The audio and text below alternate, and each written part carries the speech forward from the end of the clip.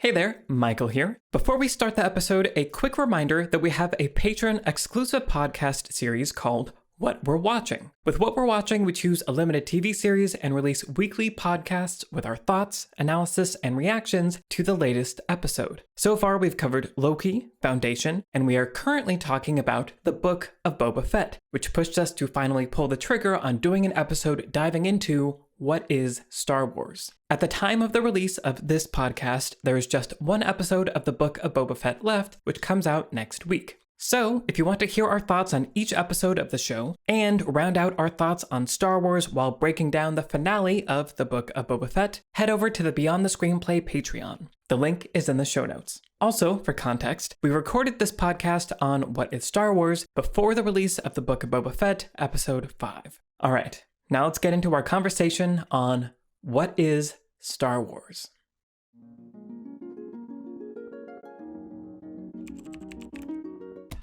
Hi, I'm Michael, and welcome to Beyond the Screenplay, the podcast where each week we do a conversational deep dive analysis into a film.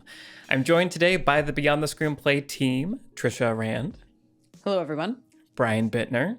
Hello there. And Alex Calleros. Hi. So this is a special episode. The team, we all got together and we were like, what's a fun, easy, light, quick thing to do? Why don't we talk about what is Star Wars? Why don't we try to engage with that question? If you've been listening to the podcast, we've been kind of teasing this for a little while as a conversation that might be fun to have, that I think is on my mind a fair amount. And I think because of Boba Fett happening right now, is kind of this question of what is Star Wars is on the mind of lots of people. And so we've already done episodes going through the original trilogy and the prequel trilogy and the new film. So we're not going to try to, beat that dead horse. Tauntaun. Right. I'm not going to beat a dead tauntaun, slice it open and crawl inside. I thought they smelled bad. Outside. Here we go. It's a Star Wars episode. So what we are going to try to do is start with just like a lay of the land of, on a technical, objective, like factual, literal level, like what is Star Wars? What is the kind of the framing that we want around this conversation? And then each of the four of us has kind of prepared a subset question, a aspect of this question of what is Star Wars that we think is interesting and that we want to explore. So we're going to go around and each of us is going to put forth our question and then we're going to discuss. So intro, 4 kind of pillars of, some corner of this question of what is Star Wars. And then at the end, kind of wrap up with a little wrap up. So that's what we're going to try to do right now. So, are you guys ready? Shall we begin? Let's go. I'm ready. Okay. Let's do it. Okay. So what is Star Wars? And so part of why this is an interesting question and also a very difficult conversation is that Star Wars has become so many things. It began obviously as a single movie made back 45 years ago. And now it's 9, 10, 11 movies. There's the Disney Plus shows now. There's video games. There's comics. There's so many things that are Star Wars.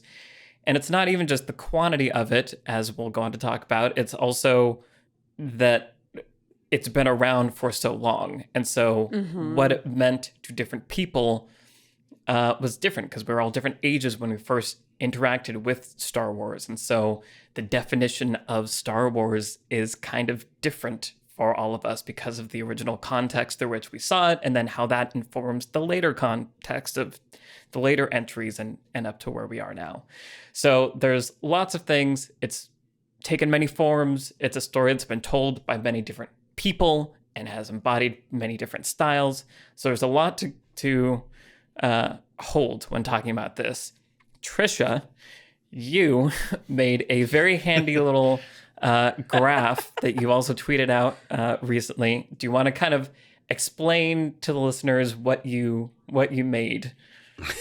For those on YouTube, I am holding up my very technical, high-tech graph that I made, so what I was trying to do when I did this, it's essentially a timeline where, at first when we were discussing what is Star Wars, I was like, I just want to see it in front of me, like all in one place, put it on a chart and chart it out by like time, physical, the temporal universe in which we occupy, like timeline, not the timeline of the stories. So my timeline does not start, with the Phantom Menace or whatever, or even before that with the Old Republic, whatever, all of that stuff.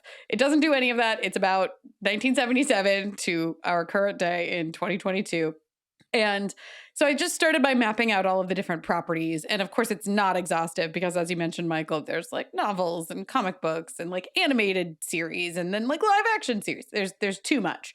But I focused on mainly like, here's what's on the screen. And in terms of like live action, here's what we have on our big screens, if we want to put it that way. So I mapped it out, and then I thought it would be useful just to note that there have been some major, like sort of tonal, creative, just sort of feeling shifts as content was created. And that has to do with creative control, which there was one major shift in creative control over Star Wars. That happened in 2012 when George Lucas sold Lucasfilm to Disney for $4 billion, Yep. which I feel like does not get said enough. That was $4 billion is how much he did that for. And like, that was a really big one. But even within what I call the Georgian era of Star Wars, which begins in 1977 and ends in 2012, there were which sort of includes the Ewok epoch. Yes, the Ewok epoch is in there. So it's like, during the Georgian era, there was, George Lucas was taking one approach toward making the films, what I call the classical era, where he was, very much influenced by like Joseph Campbell's Hero with a Thousand Faces and other like these big archetypal stories. And was like strictly going for, he was influenced by Flash Gordon serials, and we've talked about all that stuff. Mm-hmm. And so it's like there was that classical sort of early period. And then I identified the Ewok epoch as like late in terms of in the classical period, where George Lucas got really interested in furry creatures and the toys that he could sell by integrating them into his films. And then, there's a definite shift as he moved into the 90s with the prequels, where the prequels, we can all agree, regardless of what you think of them, are very different in tone and very different in like content and plot and genre, like even than the films of the classical period. So I call that the Gungan period. That's mainly because I tried to pick, with calling out Ewok specifically, I tried to pick, some of the most controversial choices that really stand out in people's mind about the prequels. And certainly Jar Jar Binks and the Gungans are among the first, it's the first thing anybody will say to you, basically, if they don't like the prequels. And then, so at the end of the Georgian era, we move into the franchise era beginning in 2012. And then I feel like that sort of has also distinctive periods, but it's messier, right? There's like a sort of relaunch period, and then what I like to call the reflexive period, which is when Star Wars got really interested in navel gazing and figuring out what it all was. And that was brief and unpleasant for some fans and a relief to some of the rest of us who were also starting to get really interested in that reflexive question. And then the current period I like to call the exhaustive period because we are just being inundated by new Star Wars content constantly. But that's kind of an overview. I think, I just made names up for all of this stuff, and but the things I'm marking are real, right? The things I was trying to get my brain around were real things that many, many people have identified as being for a while, Star Wars was this, and then this kind of thing changed, and then it wasn't quite that other thing anymore, but it kind of was because George Lucas was still making it, but it was certainly different. And so I just wanted to get some of that down on paper in like sort of an analytical, quantitative way that was just helpful for me in tackling this question, what is Star Wars? Yeah. And it also helps, as you're saying, like show visually the gaps in time for which, as you're saying, this is what Star Wars was. Like for a while, Star Wars was just episodes 4 through 6. And then for a while, Star Wars was episodes 1 through 6. And maybe there'll never be another one. And then it changed and then it kept going and kept going. And so, yeah, I think it is like a nice visual marker of like, there have been big chunks of period where there was some kind of solid definition of what Star Wars was, but that has changed multiple times over the years as well.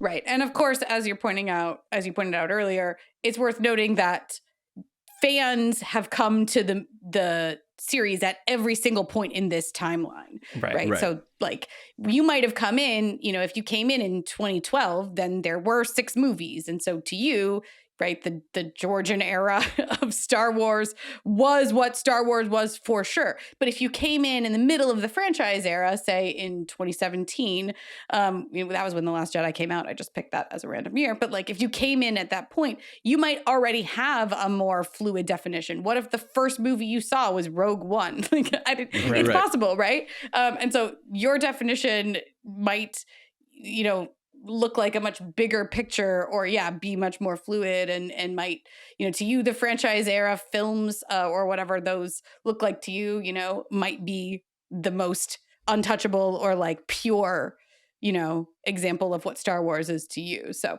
yeah, I'll pick up from there, which is, kind of thinking where we are now. I'm thinking about what's happened over the last 7 years, 10 years for Disney, 7 years for us as the fans. Which is, that Disney picks up this massive IP. And then, of course, the first thing in front of you is this unfinished nonology, trilogy of trilogies, basically, where it's like there was supposed to be 9, there was only 6. So I guess let's do 7, 8, and 9, right? But then it's, well, I don't know if anyone, I don't know if the audiences we want to get are going to go see the Han, Luke, and Leia movie. So now we have to make the Han, Luke, and Leia movies while also making the here's your new set of heroes movie, right? And a lot of that is, it is impressive how much the new trilogy does pull that off in a way of like trying to sort of settle things with these older characters while making us fall in love with these this new band of characters. But then of course there was, as plenty of people have talked about, we don't need to get into, there was sort of just like a lack of a plan of what that trilogy was. So it sort of became this like messy thing that we can point to specific filmmakers or specific producers for. But it's like, it was really just a lack of a plan, probably just getting started too quickly. And then also trying to make these other 2 spin-off movies in the middle.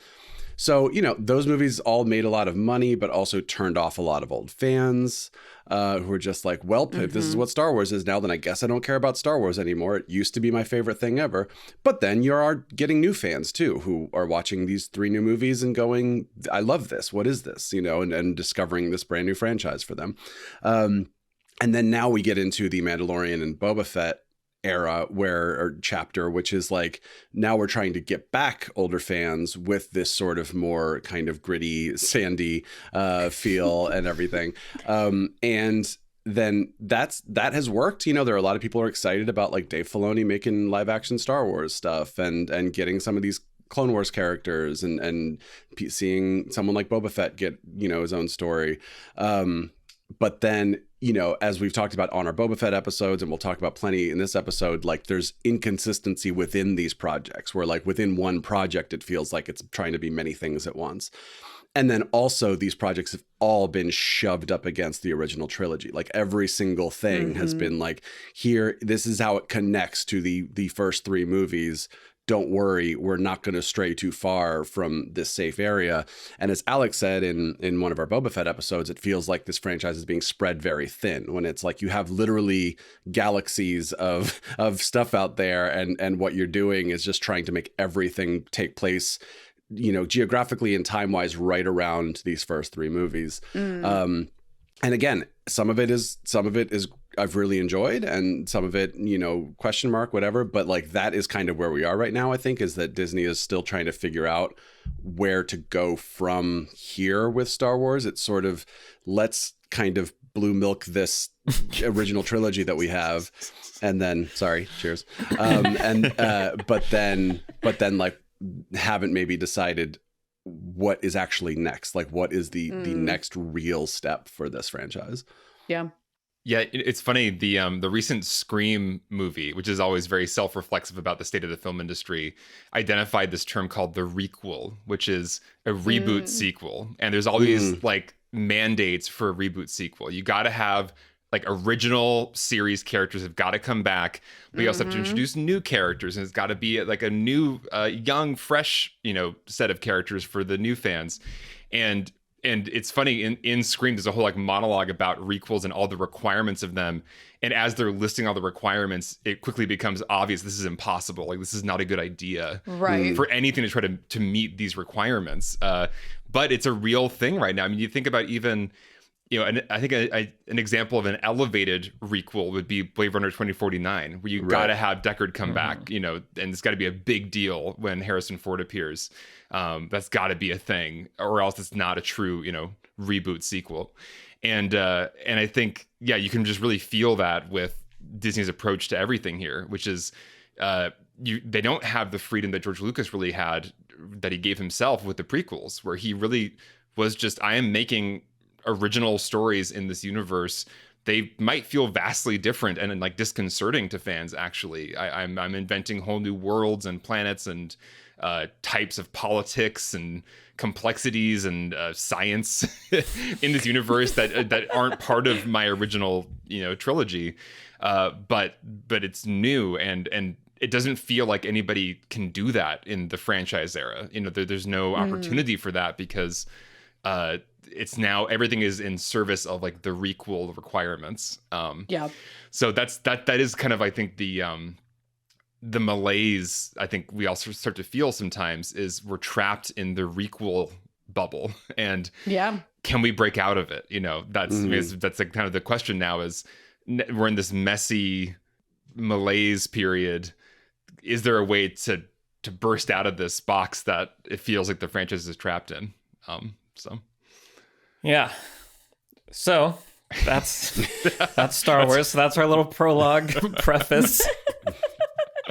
These are all the things that one wrestles with when asking oneself, what is Star Wars? Yeah. Well, and so I feel like that kind of connects to my question. So to begin our people bringing questions to the table section, the thing that I've been really interested in investigating leading up to this is, and this probably isn't a surprise because I'm a structure nerd, but like, what is the form of Star Wars? And so going back to the original 1977 A New Hope, like, what form did that story take? Like, what was the shape of it? What was the kind of storytelling that was happening then?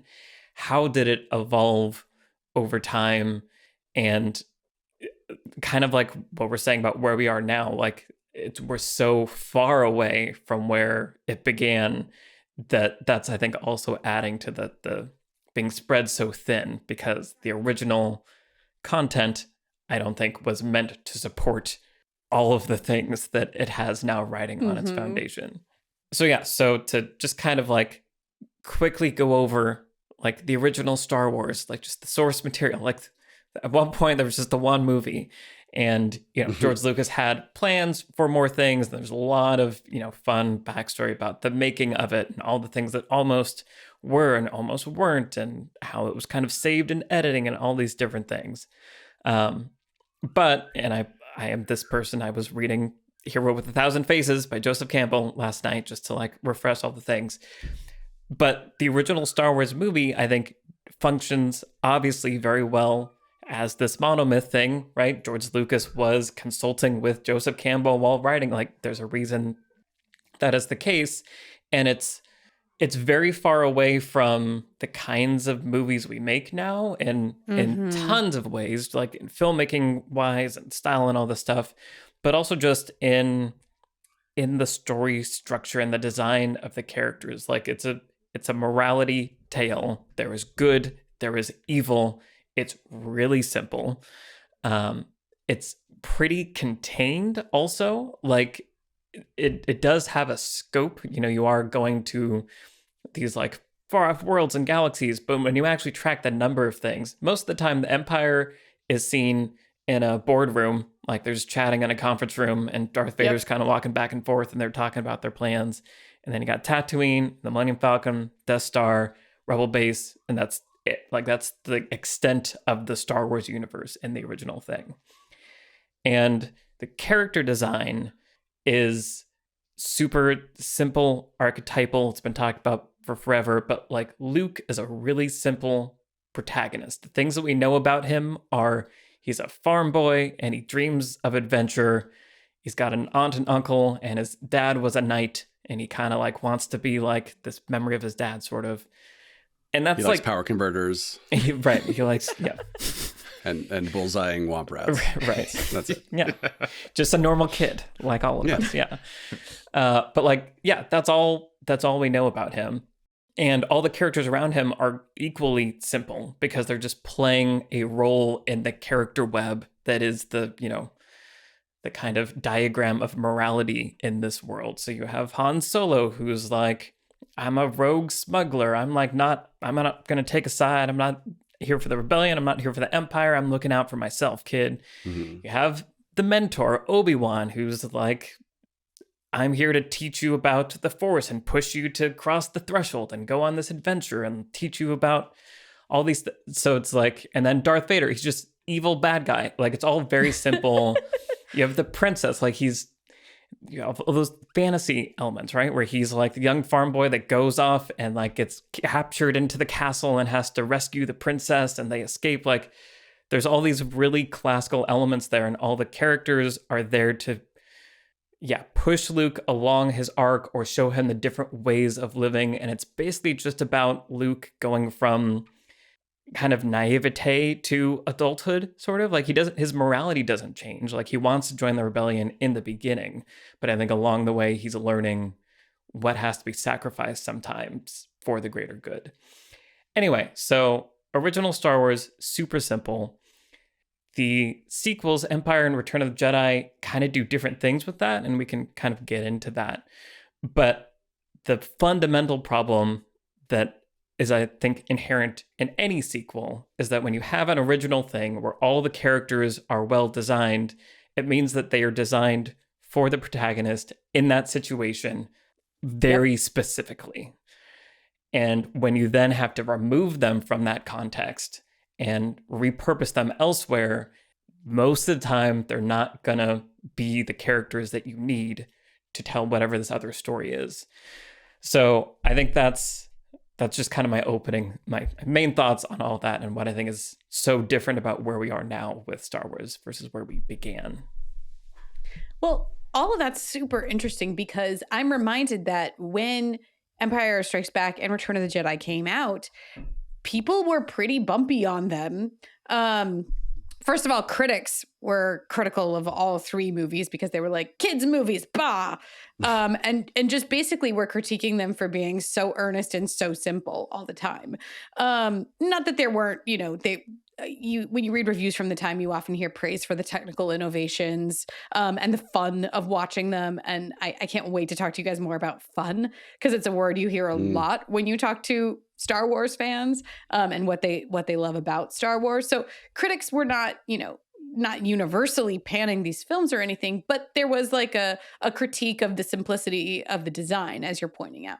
And audiences also bumped on the repurposing of the characters from A New Hope to do different things in the sequels. So the reveal that Darth Vader is Luke's father did not strike everybody the right way, because A New Hope is about good and evil, as you're pointing out. And Darth Vader is evil. Like, that's what we know about him. He is the embodiment of evil. And so this like sudden reveal that he is Luke's father was like so jarring, so as to be distasteful. And yeah, felt kind of like a retcon a little bit, because we definitely heard that Luke's dad died. For sure he did.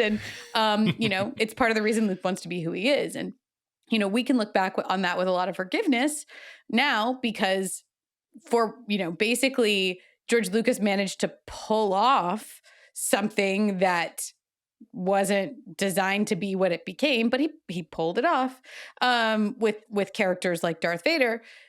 But, you know, the love triangle aspects of the trilogy are the original trilogy are an absolute mess.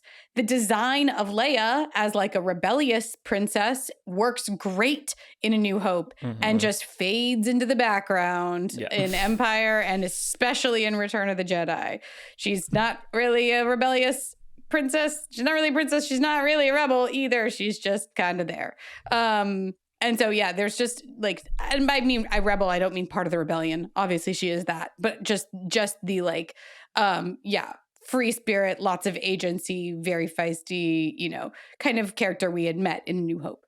And so, like, even within the original trilogy, although we kind of think of them as being this very successful, you know, repurposing of that form and those characters, and archetypal in their own way, right? Like, you know, heroes struggling with their relationships with their fathers, that is very archetypal. It's Shakespearean. Like, there are many ancient forms that wrestle with that sort of decision, right? And those are themes that are introduced in A New Hope and explored more. So again, it was pulled off by the original trilogy, but as the content generator has continued, you see, especially, you know, as you point out, the new films that are being shoved up against the original trilogy, not so much the prequels, because George Lucas did what the hell he wanted. They have their own things going on, but the stretching and bending of the characters and the form gets more and more and more difficult to do. When you're like, well, but what you didn't know about Leia is that also she's a Jedi. You're like, oh, really? Okay. Well, but George Lucas didn't even know that she was, you know, Luke's sister. So why would that be? And that's been a trademark of Star Wars since 1980 and The Empire Strikes Back. Like, that disorientation feeling where it's like, why am I hearing this about this character now? That feels a little bit like late information on that, or maybe it's disingenuous, right? Yeah.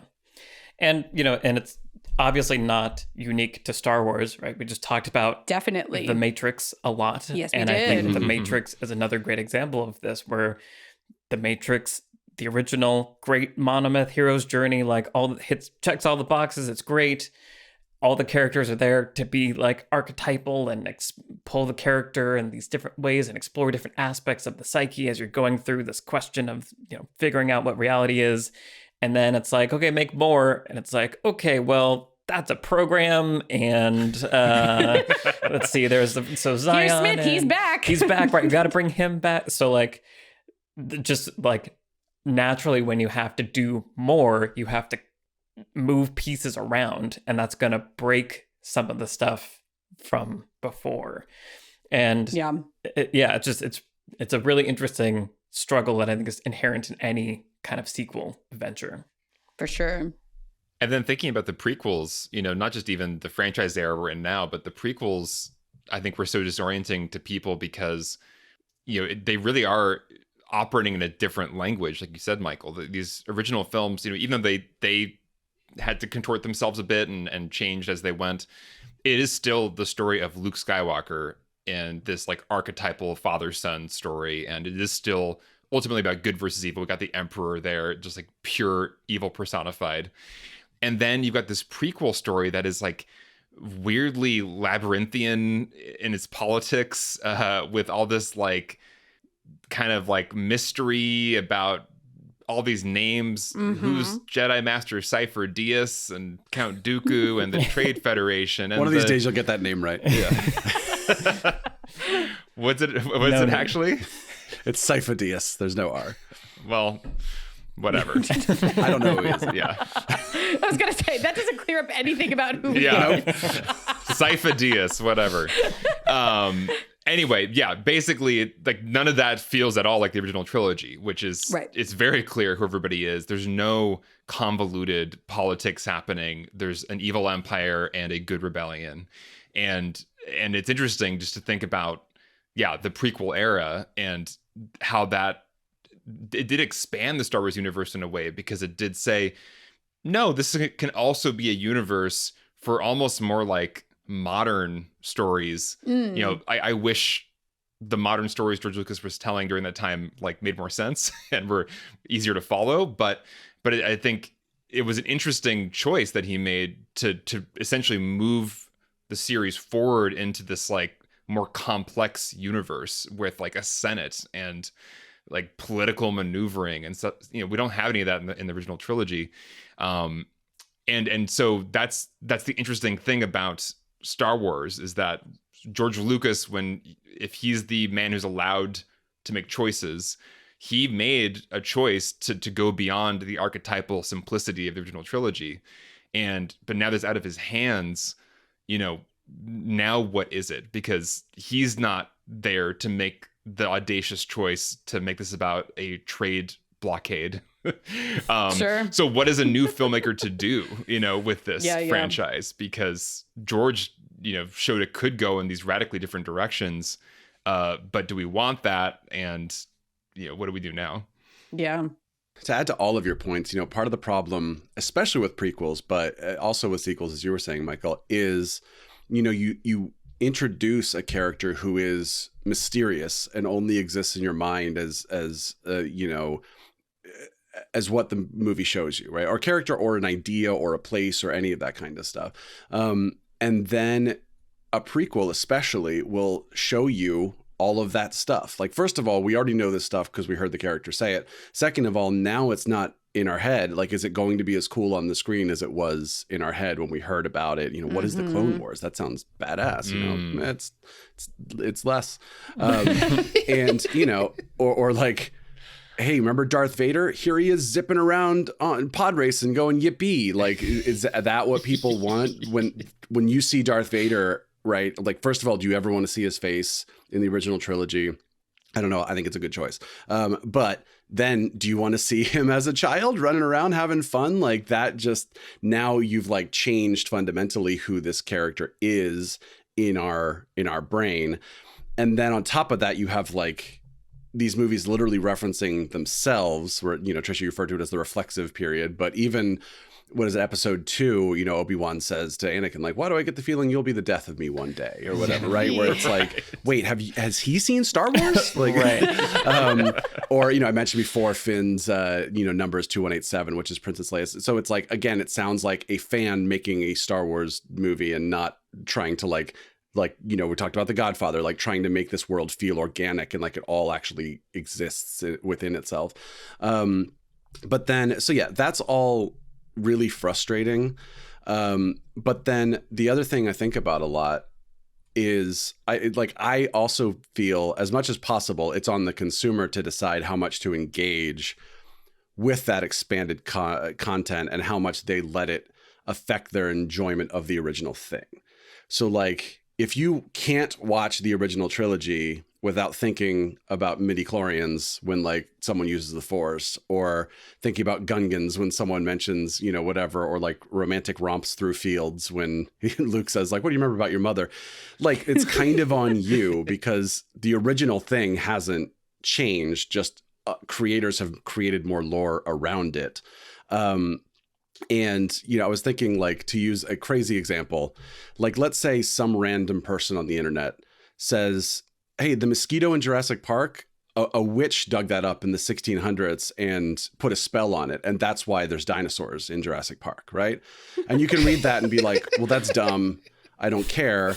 But like, hopefully you're now not going to like not be able to watch Jurassic Park anymore without thinking about witches, right? Hopefully you can ignore that random person on the internet and watch the movie because It's literally all I'm going to be thinking about now, Brian. Well, there you go.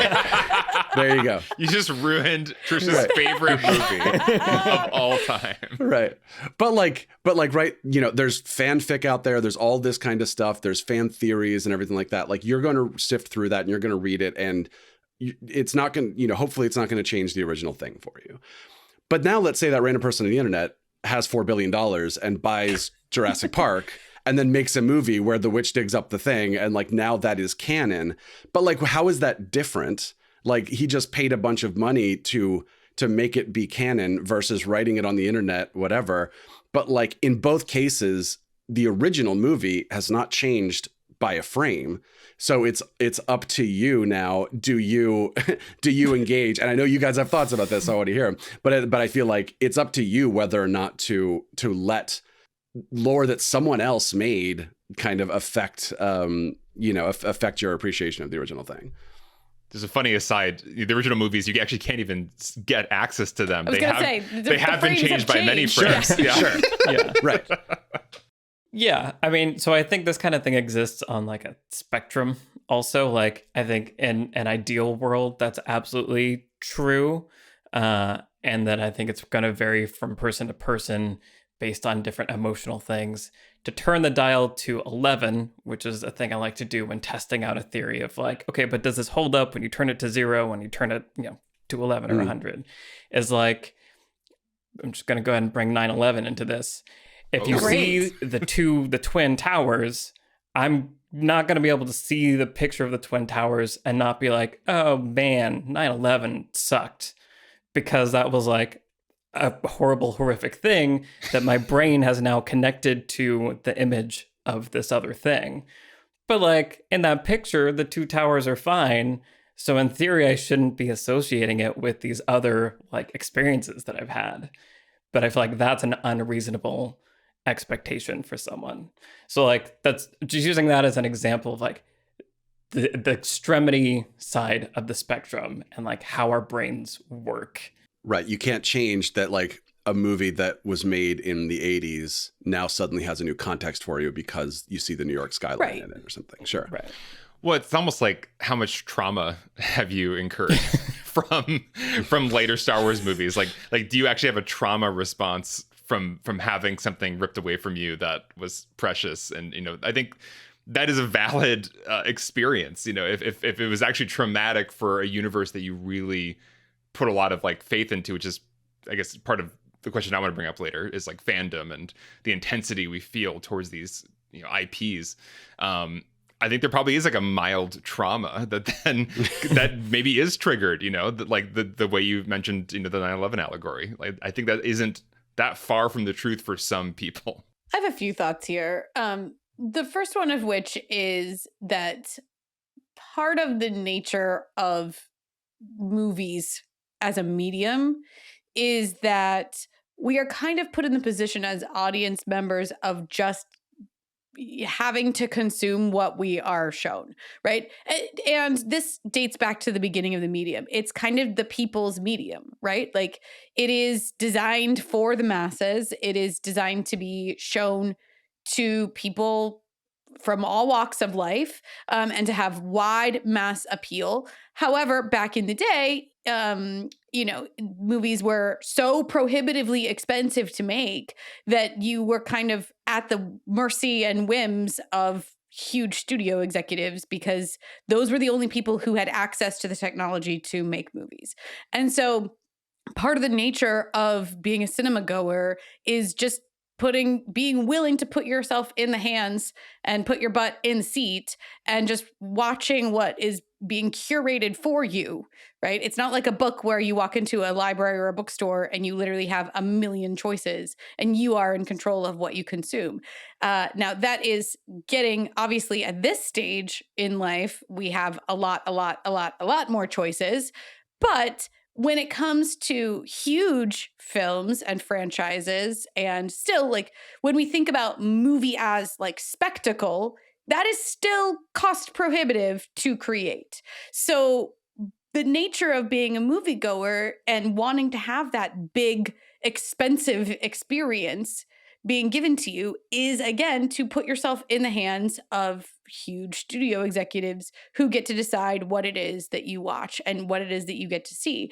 Now, again, not that you've never seen an indie movie, obviously, but just that these kinds of films and what they are and what they do is they're still beholden by the nature of what it costs to make them and the business side of the movie industry, right? Execs are going to shell out $250 million to make a movie. They get to decide what they make. And of course, naturally, what they are going to decide to make is something that is going to minimize the financial risk that they are taking. That being said, to bring it back a little bit to the form of these films, they were designed, by George Lucas himself to be hits. Like, he, didn't know Star Wars would be a hit, but the story that he set out to tell was a story with broad appeal, and was being aimed squarely at young people, but just sort of people with, simplistic tastes. As we're talking about, these were simplistic archetypal stories, the kind that people all over the world, the monomyth, have been telling for down the centuries, Right. around firesides, And so it's just like Lucas set out not necessarily knowing he would make blockbuster huge hits that would redefine what film is, but he did design these movies to have broad appeal. So the kind of nature of the beast is we are at the mercy of whoever is making Star Wars to just make whatever it is that they are going to make. And I think that it is you're not wrong to complain about the quality if you want to, right? But at the same time, I was recently talking to someone about the Jurassic Park franchise, and I was reminded of a quote from Jurassic World: Fallen Kingdom, which is when the villain of the week in that movie says to the creators of the dinosaurs, what do you want me to do? Go back in time before Hammond first made dinosaurs? You can't put it back in the box. And that's kind of what happened the minute we had any Star Wars sequels. Once you have even one more piece of property, you can't put it back in the box.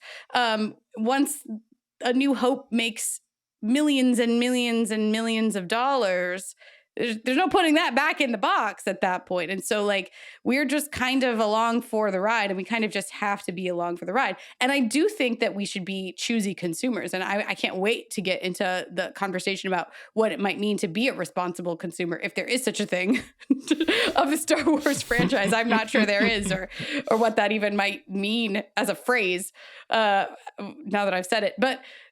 But I do think that it's a good reminder that this medium is Star Wars was at the time, A New Hope was so very successful because it was using the medium to its full power, harnessing all of the money, all of the technology, all of the storytelling tools that existed at that time to tell the story with the broadest possible appeal, that was the most fun, but that was also super easy to consume and enjoy by absolutely anybody. Right.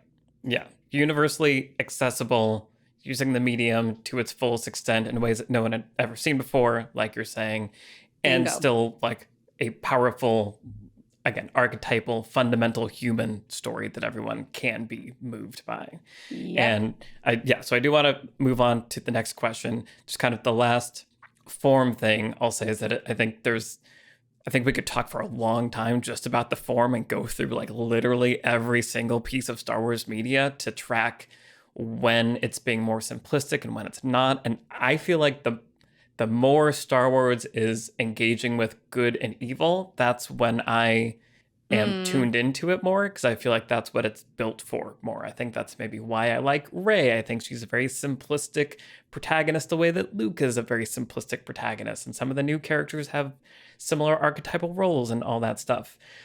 I think I revisited Rogue One. Rogue One almost has a similar thing going on with Jyn, but the design of the characters and the character web isn't doing the same kind of like work, and there's lots of plot issues still. But so there are these moments in the Star Wars films where it does feel like it's getting back to that root of just like good versus evil, but what maybe needs to be sacrificed in order to achieve the good. And then there are other moments where they start trying to get into the gray areas and like the moral ambiguity, and stormtroopers are now taking off their helmets, and it's not faceless evil people. It's like, oh, that person was drafted from that planet. So like maybe it's not fun to watch the rebels destroy the Death Star anymore. And I feel like that's for me when Star Wars starts to fall apart a little bit. And I think it all kind of comes back to just the form of the original and what the original is built to do. Yeah. Right. I mean, it's interesting because every Star Wars is about the gray area, if you think about it. At least every complete story, which is Darth Vader is the evil guy getting the redemption.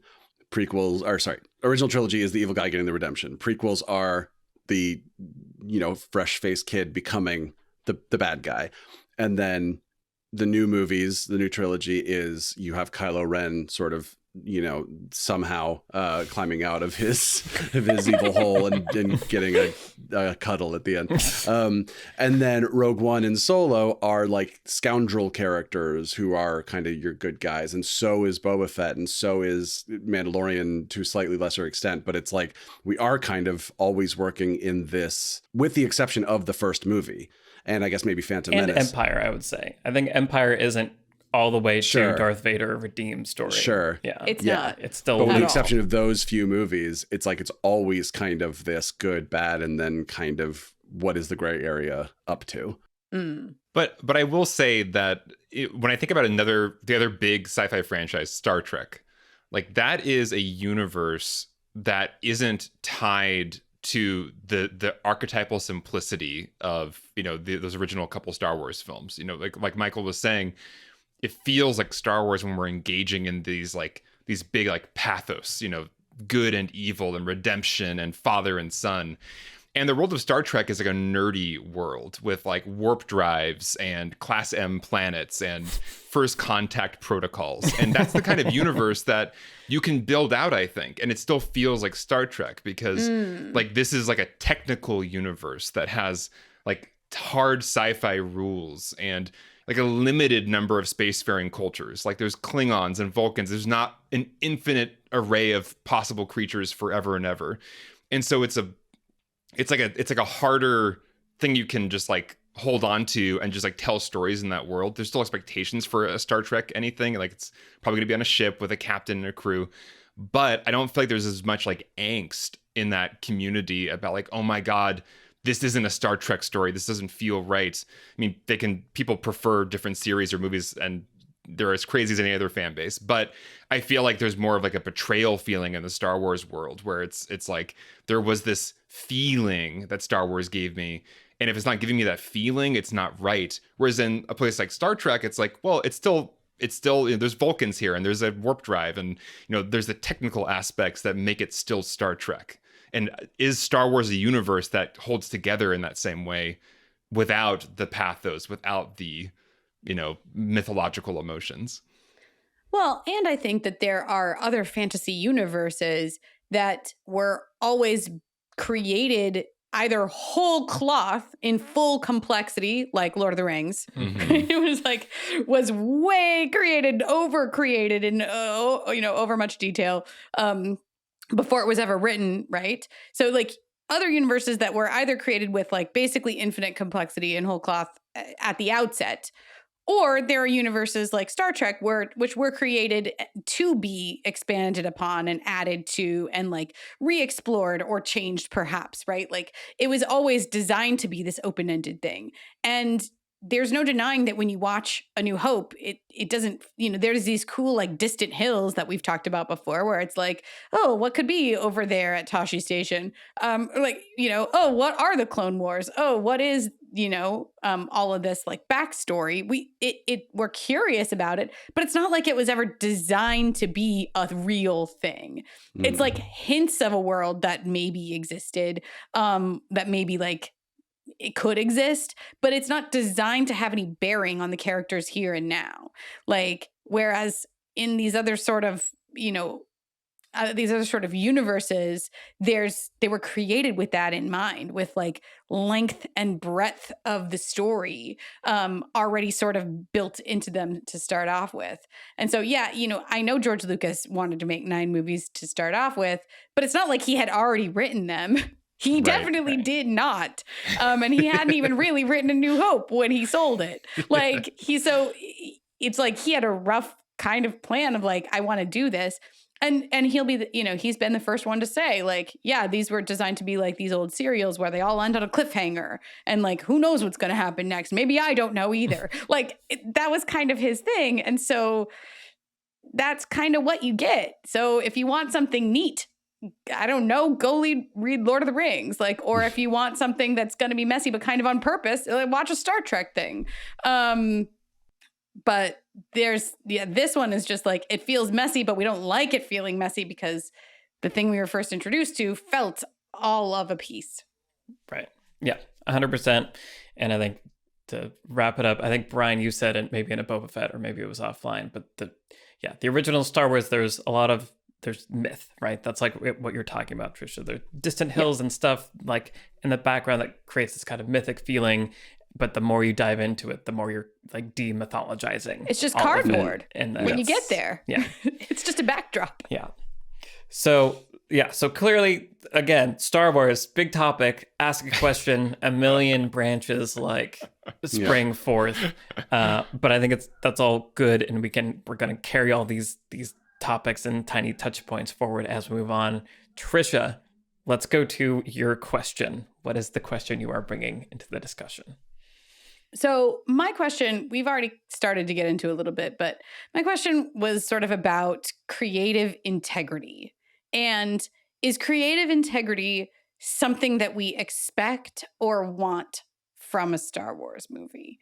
I think the expectation piece is a really interesting one, because part of the sort of mythos of the original trilogy and George Lucas himself is that he had a tremendous amount of creative control. So for those that don't know, George Lucas, in his original deal on A New Hope, made sure to like build into his contract that he would maintain ownership of the sequel. So he had like sequel rights basically from day one. And in fact, he took a really low paycheck on that movie himself. It was $150,000. Which in movie terms, believe me when I tell you, is nothing. Very, very low. Yep. That was coming off of American Graffiti, by the way, which was a huge hit. And so he had a lot of negotiating room. He could have negotiated a lot more money for himself at the outset, but decided not to in order to maintain creative control. And then notoriously, he also renegotiated later the merchandising rights for himself as well, which is part and parcel of this whole thing, right? And I do want to get into that. But so there's that information at the time was widely known or fairly widely known about George Lucas, and especially going into the Gungan period, as the 90s were moving us closer and closer to an actual prequel trilogy and more Star Wars. It was like George Lucas was the guy. Like, everybody wanted to talk to him. Everybody wanted to get into his brain because we knew that he had basically carte blanche and could do whatever he wanted with those. And so part of the original 6 movies, the films of the Georgian era, if you will, part of that was this expectation that we were just being told whatever George Lucas wanted us to, and here is the artist, and the artist is going to make art for us, and here we go. That in itself, I think, needs interrogating. Because obviously it's not like George Lucas made every creative decision on every Star Wars movie ever. We all know that that's not true. And we all know, again, that movie making is a business. So we can't say for sure that every single creative decision he did make, he made with pure creative integrity. I'll set that there for now. That's a little thing we can just set right here. Y'all can pick it up if you want to. But moving into the franchise era, we have taken to, as an internet culture, laying our complaints, whatever they may be, about the franchise properties at the feet of the creatives, for the most part. And I just want to talk about who gets to make Star Wars and what do we think about these handful of people. There aren't that many, actually, who get to make Star Wars. What do we expect of them? What do we want from them? Is there such a thing as creative integrity in that world? And so really quick, like when you're saying creative integrity, like how are you defining that? Like putting I think what I mean, the art over the commerce kind of thing? Sure, yes. That's exactly what I mean. Yeah. Is when are we expecting our creators to make the best creative decision, right? Like if a thing is right for a character or for a story from an artistic standpoint, is that what we are expecting from our Star Wars films? Yeah, it's so interesting because especially when you are dealing with this with some existing franchise, it's like there are certain boxes that you're expected to check, but also if everything is too familiar, then no one cares because it's like, well, we've already seen that before, right? And I was thinking about, when you had told us your question was going to be about who gets to make Star Wars content, I was thinking like, well, who has been making it for the past, 10 years? And it's like you have seasoned Star Wars people like Lawrence Kasdan and Dave Filoni, which like that seems like an obvious choice, right? Get people who have made this thing before, and have them help out. And then you have super fans who are also like talented, safe choice filmmakers like J.J. Abrams and Jon Favreau, who it's like, oh, they've made things where if you've seen, Iron Man or even Elf weirdly, or, JJ's Star Trek, it's like, oh, okay, I could see a very straight line between that and a safe Star Wars movie. And then, and this is kind of getting into your point, Trisha, you have the Rian Johnsons and Gareth Edwards of it all, where you're like, ooh, like that's a weird kind of oddball choice, which I think for us in the room is an exciting choice. Generally, it's like, ooh, like that's what's their Star Wars going to look like. But then I think what ends up happening is those people are not able to make their Star Wars. And I think this is kind of the point you're talking about, Trisha. It's like they are making their version of what the studio has instructed them to do. Here are the 90 boxes you have to check. As long as you check all 90 of those boxes, you can do whatever you want. It's like, well, okay, but what's left, right? And I think one of my biggest disappointments about all of this is that we'll never get to see an original Rian Johnson Star Wars movie, because we saw you're inheriting this trilogy that hasn't been planned out, so you're making the second movie, and we're not really going to tell you, like, we're not going to say no to a lot of your choices, which would, like, he has said in interviews, he's like, everything I said, there's like, okay, which sounds great. But then you can also tell that there were still a lot of boxes that had to be checked, right? There's still a lot of like, let's get those porgs in there, or, whatever. But it's like, yeah, I want to see the original, not tied to anything, Rian Johnson Star Wars movie or trilogy. I want to see Patty Jenkins' Rogue Squadron. I don't know if I want to see a David Fincher or Chris Nolan like Star Wars movie, but I'm open to it. like I'm open to handing the franchise to a filmmaker and just kind of saying, go make your own thing that is kind of whatever your vision is.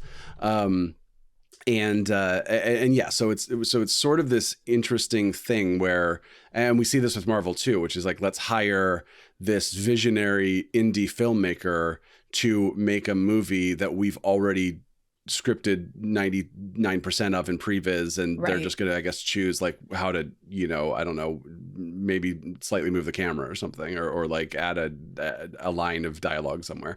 So yeah, I think it's like, I get that we have to be in safe territory, especially for the big things, but I also just want there to be more creativity in Star Wars. And Star Wars Visions is like, let's just give 9 Japanese filmmakers like carte blanche to just go make a thing. And that thing doesn't have to be in this big canon, franchise thing. It's just these little 15-minute animated short films that exist on Disney Plus that you can go watch, and you don't have to think about what bigger meaning it has for the Star Wars universe. It's just, hey, cool, someone made a Star Wars thing, just like fan films or something, right? Like just appreciating that someone made a thing that didn't have to check all these boxes. Mm-mm. Yeah, part of what you're describing there is, we see this with the Marvel franchise, with the MCU. It's like there is this studio managed universe that is being designed to have kind of like, it has to all feel like it can coexist within this like managed new like moving forward universe. We have to bring in characters from other movies and other shows and have it all kind of tie together. And over more and more years of time, more time goes by, you are expected as an audience member to have seen all previous installments in this universe. And I think there's just kind of, if that is the model, like if the model for franchises must be kind of this like universe of sameness and interconnectivity, then you can't have big budget movies be like Star Wars Visions, where I've given carte blanche to a bunch of filmmakers to just do like, here's a universe that is very kind of wiggly. You can kind of do whatever you want in the Star Wars universe. There are like certain markers of Star Warsiness that you can integrate into your story, but there's an infinite timeline. You can go as far back as you want into like the Old Republic, or you could theoretically go as far forward as you want if you wanted to dare to do that. Theoretically, it could be a really fun playground to just do a bunch of disparate stories in different genres, different types of films or TV shows, but it doesn't feel like, for all the reasons you mentioned, Trisha, the financial motivation is to, we're going to invest a ton of money in these things. What is the safe bet? The safe bet is this model that's already worked before, the kind of MCU or the DC universe. Like there's this universe model that has this requirement of interconnectivity and sameness and management. And I'm kind of tired of that. And when Brian brings up the idea of just let a bunch of filmmakers make different types of Star Wars movies that maybe don't have to be canon, that maybe we don't touch the Skywalker story or that era, and we just like, but every other era or part of the universe, just go do random stuff, and it can be part of this like Star Wars extended universe that we once had. I think that would be a solution that would be interesting, that could bring back creative integrity as an expectation, because right now I don't expect creative integrity. I expect a managed franchise that has to have an overall feeling of kind of like sameness. Right. Which, the funny thing about Marvel is like how much Marvel has gotten away with.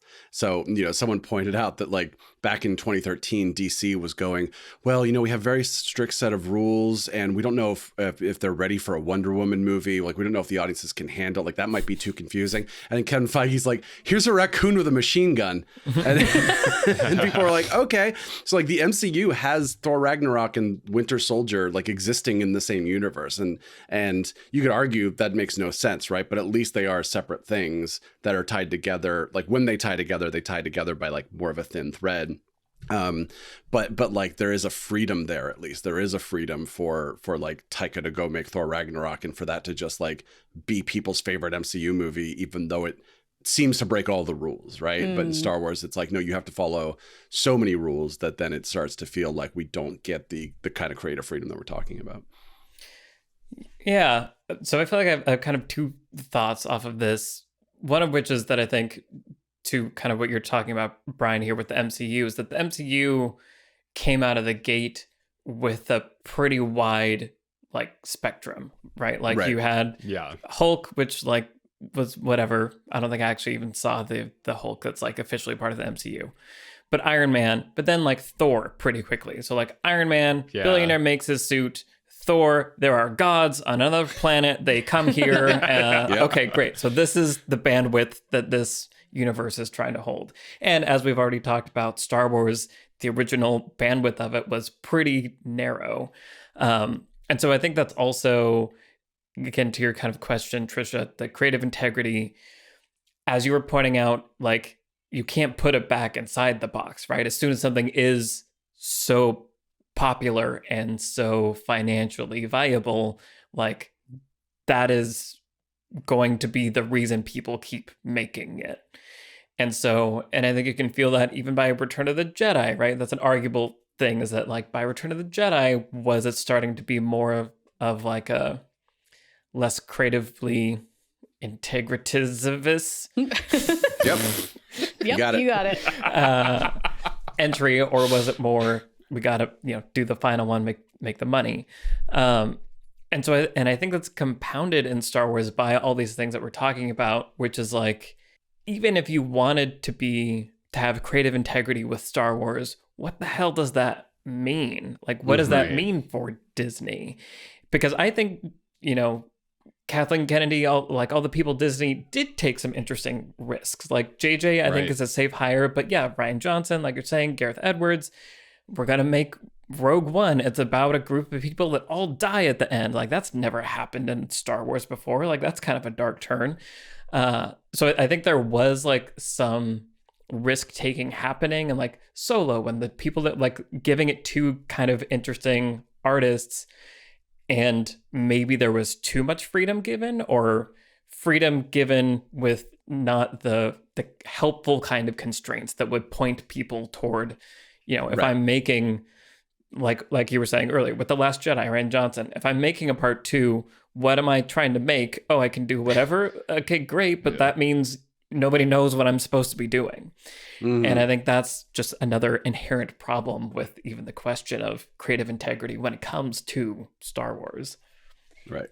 Yes. And that's like the most sort of fascinating side of this whole thing to me, which is the other side of the creative integrity coin, which looks like the Star Wars prequels, right? Like if you want a really good example of what it looks like when you unleash the creator of Star Wars with all of the creative integrity you could possibly give him, because he's basically financing them himself. Mm-hmm. And no one is there to tell him no about anything. Like what you get is Star Wars prequels. And if there's like, if those are your favorite Star Wars movies because they are George Lucas going bonkers on his own universe, then God bless, because and you're disappointed in the sequels because they are not George Lucas going bonkers, then good on you. You are defending, I guess, as much creative integrity as any filmmaker has ever had.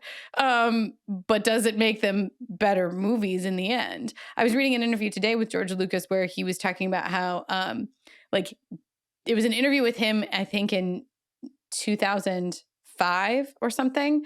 But right after I think Revenge of the Sith came out, and somebody was grilling him. The interview was grilling him about like, people have said the dialogue is really bad in like this and Attack of the Clones and stuff. And what do you think about that? And he's like, yeah, I know my dialogue is bad. He's like, I know dialogue is not my strong suit. And on the original trilogy, I had, a couple other screenwriters come through and do a dialogue pass and like a polish. And they didn't change it that much, but they like, made it a little like quippier and like a little bit like more elegant and poetic. And he's like, but I just decided I'm going to write serviceable dialogue and get on with the movies, basically.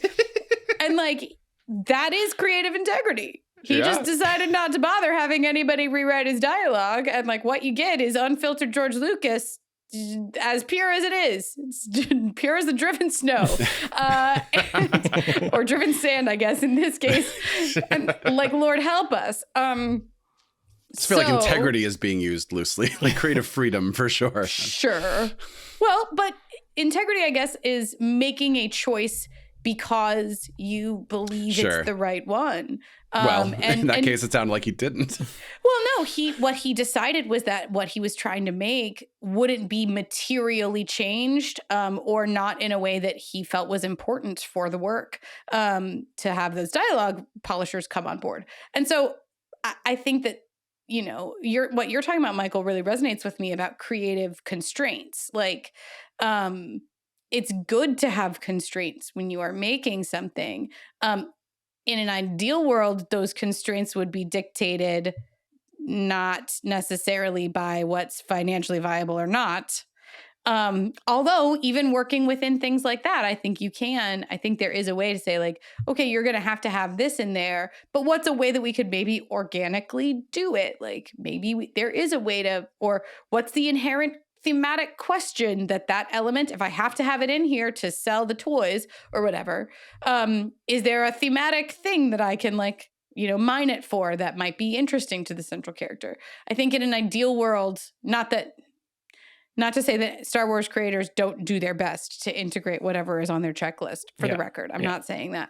I'm just saying that if there were clear boundaries that ideally weren't only dictated by money, but if so, then the creators had the time, resources,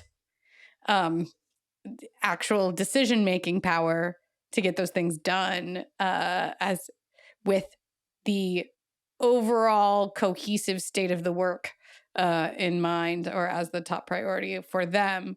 I don't know. I think it's always been a part of the Star Wars conversation, and I don't really know where it leaves us, except that the state I feel where we are is pretty woeful in terms of creative integrity. Right.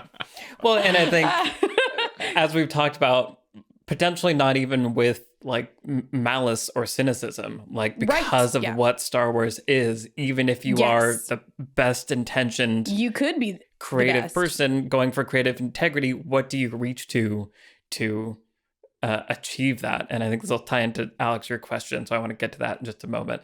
But just to come back to, or to kind of clarify and round up all the George Lucas-y stuff. It is just fascinating, as we've been talking about, that there is someone who very clearly created the first entry into this thing and created the world, and then had varying even levels of creative control on the original trilogy, right? Like he wrote the stories for all three, but he doesn't have a screenwriting credit for Empire Strikes Back. He didn't direct Empire Strikes Back. He didn't direct Return of the Jedi. So he wrote and directed only the original first Star Wars. And then, as we're saying, was able to go back and make the prequels to those stories with utter creative control, motivations being whatever they are, whether it's, wanting to tell the story, or if you're a super cynical person that is like, oh yeah, the license timeline for the toys was coming up, and so to read up the license you needed to have a new piece of IP come out, and so suddenly we're getting Star Wars prequels. Like, you can be super cynical about it, you can be wanting to complete the story that he started telling 20 years before. It's probably a lot of all of it, because that's the way the world works, is that it's complicated. But it is so fascinating that we have this piece that came from a person, but also a lot of other people touched, and from that singular creator, we've been given so many disparate things as far as what Star Wars is. Right. And that's what makes this a very tricky IP to grapple with and come to terms with. Alex, what's your question that you're bringing to the table? Yeah, I mean, I kind of want to just bring like a sociological or like psychological lens to Star Wars fandom, and almost like even like putting the movies aside now and just thinking about what does it mean to be a fan of something like Star Wars, and is there like a human need that something like Star Wars fills for us? You know, I include myself in this. I'm a Star Trek fan. I'm a Star Wars fan. I'm a Mass Effect fan. I mean, it's obviously a pattern here with sci-fi IPs. But I get obsessed and really invested in completely fictional universes. But Star Wars in particular, because of its mythic origins, strikes me as because it's so built from its origin point, as you pointed out, Michael, on the hero's journey, which is almost like, you know, it's the monomyth that is at the core of so many like religious stories and just stories that like help to organize societies. like we, you know, I think it's interesting that, you know, living in the 20th century, 21st century, living in a pluralistic, more secular world, I do think that like evolutionarily humans still gravitate towards these kind of religious mythic narratives as like a way to find meaning and a way to kind of, I don't know, just like, you know, compared to their own story and their own journey in life, and just have kind of a model, that hero's journey model in their heads. And so I just think it's interesting how Star Wars fans are notorious for being pretty intense fans who get really angry and, can be very toxic online. And I always wonder if part of what leads to so many intense emotions around Star Wars is its mythic origins, and how, if you do grow up, as I did, in a very secular household where, movies were my religion. I talked about in our Dune podcast, seeing Dune in IMAX was a legit spiritual experience for me. And I think, in a modern world, things like movies or video games or music, like those can sub for what the gigantic medieval cathedral organ was, where it's this awe-inspiring, like, putting the fear of God in you kind of instrument. Like, we still do that right now. We go to an IMAX theater and Hans Zimmer like blasts us away with, in the case of Interstellar, a literal organ, and so I think it's just, basically that's an open question, I guess, is like, is Star Wars particularly intense in its fandom because of this need for mythic religious like orientation in our evolutionary biology even, and Star Wars like fills it in this very specific way, in a way that even, like, I don't know if like Lord of the Rings fills it in the same way. Like, there's something that's like so classically hero's journey about Star Wars. So what do you guys think about all that? Yeah, I mean, religion is such an interesting comparison, because when I think about religion, I think I just kind of believe that no two people have the same religion. By which I mean, like, you can be of the same denomination and go to the same church and read the same text, but like ultimately your religion is deeply personal to you, and it's how you engage with that disbelief, basically. And Christianity, for instance, is broken up into all these different denominations because of just disagreements about how to read the same text that everyone has access to, right? And I think fandom is the same, partially because, as you're talking about, Alex, like, some people, that is like, for some people, religion is the thing that gives them their emotional and spiritual breath, and for others it's something else, right? It's your partner, or it's your children, or it is Star Wars, or it is whatever, and that might sound really silly to like throw that in, but it's not silly to people for whom that is the case, but then in terms of the disagreements, the different, like, Star Wars fandom is broken up into sects, right? Like, we have a group who says Star Wars should be this, and then another group who says Star Wars should never be that. How dare you suggest, But ultimately, each person is going to dislike their own parts of a thing. So it's impossible to try to hone in on what that like religious truth is. I love that the four of us who agree are pretty much in line with like what Star Wars we like and what Star Wars we don't like. I love that when we did our new films episode, it was like Michael and I were big Solo fans, and Trish and I were big Mandalorian fans, and like people were torn on certain things about like Last Jedi or whatever. And I was like, oh, even the four of us who like are pretty much on the same page, like we break off as soon as it comes to like, what do you think about this specific thing, right? But then at the same time, you can see where people have very strong reactions to it, because if that is, if Star Wars, for instance, is the closest thing you have in your life to that kind of spiritual connection, right? You're not religious. You're not, you don't have anyone close to you who sort of gives you that thing. So like, you do have this thing, and then you're watching the original trilogy, and the Force, which is its own religion basically within the universe, it's this mysterious thing that binds us and surrounds us. And then 17 years later, it's these life forms in your bloodstream or whatever, right? And I'm like, it's easy to throw shade at midichlorians, right? But I'm saying like that can be deeply wounding for somebody who, and again, go back to my previous thing of like, it's up to you to how to engage with like a new fact in the lore of a franchise. But imagine like, they find another book of the Bible that's been buried, and it's like by the way, Jesus is a robot built by a dragon, like who calls himself God or whatever. Like that completely fundamentally changes your understanding of this, Right. of this basically, either actual religion you have, or in the case of Star Wars, like the thing that for you is what gives you that, what makes you happy. And it is kind of fun because I think we mentioned off mic, we have OT, it can stand for Old Testament or Original Trilogy, Right? And then you got the same kind of creator, George Lucas, making the New Testament, which is maybe very different. And you've got people who are New Testament like originals, like that's what they first saw. Right. They're prequel kids. And the New Testament is definitely bouncier than the Old Testament. Yeah, exactly. Yeah, and so it's interesting. It does map that analogy like really works in some ways with Star Wars in particular, because you've got these different eras, as Trisha mapped out, and different like sects that break off in the different eras.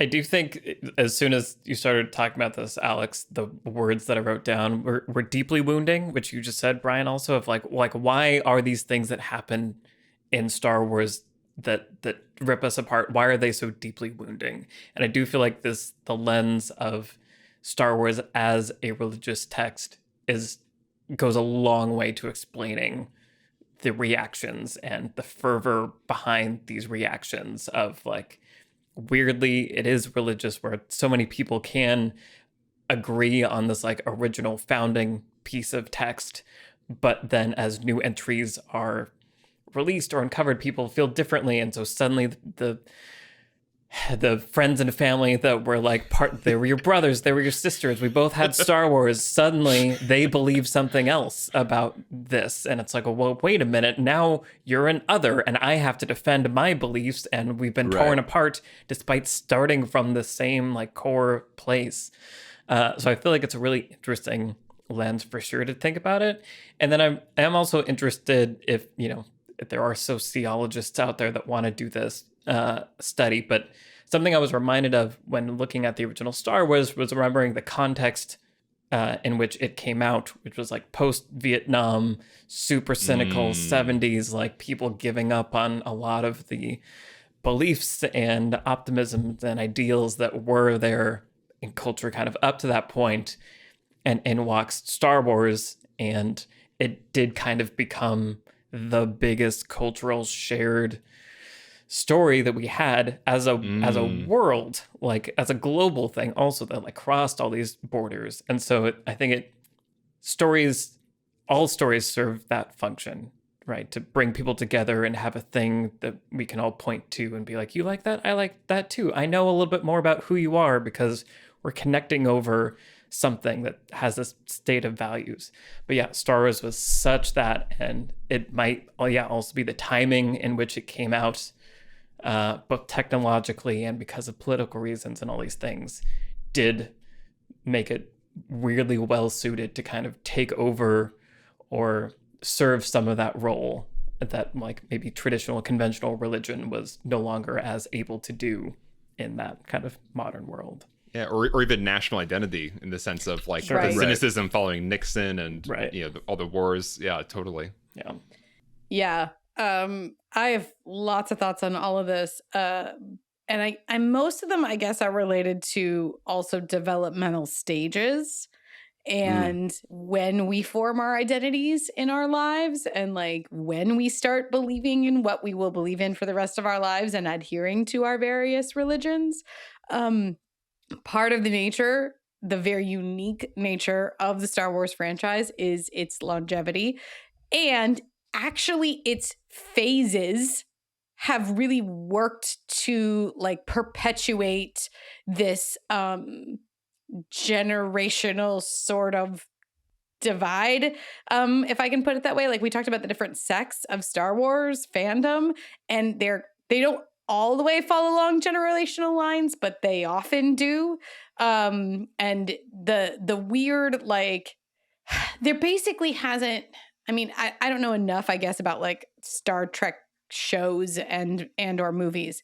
But there really hasn't been a franchise as big as Star Wars that spans such a long spans so many years, but with just enough irregularity to sort of hit different generations right squarely in their adolescence. Right. And so like thinking about the James Bond franchise, which I'm a massive fan of, it's even longer lasting than the Star Wars franchise, but it's so regular. And so it's not like totally consistent, right? You can look at different James Bond stars and different sort of James Bond eras if you want to mark them that way, and different filmmakers who have made James Bond movies, but the release dates so maybe Brosnan is your Bond, or maybe Roger Moore is your Bond or whatever, but like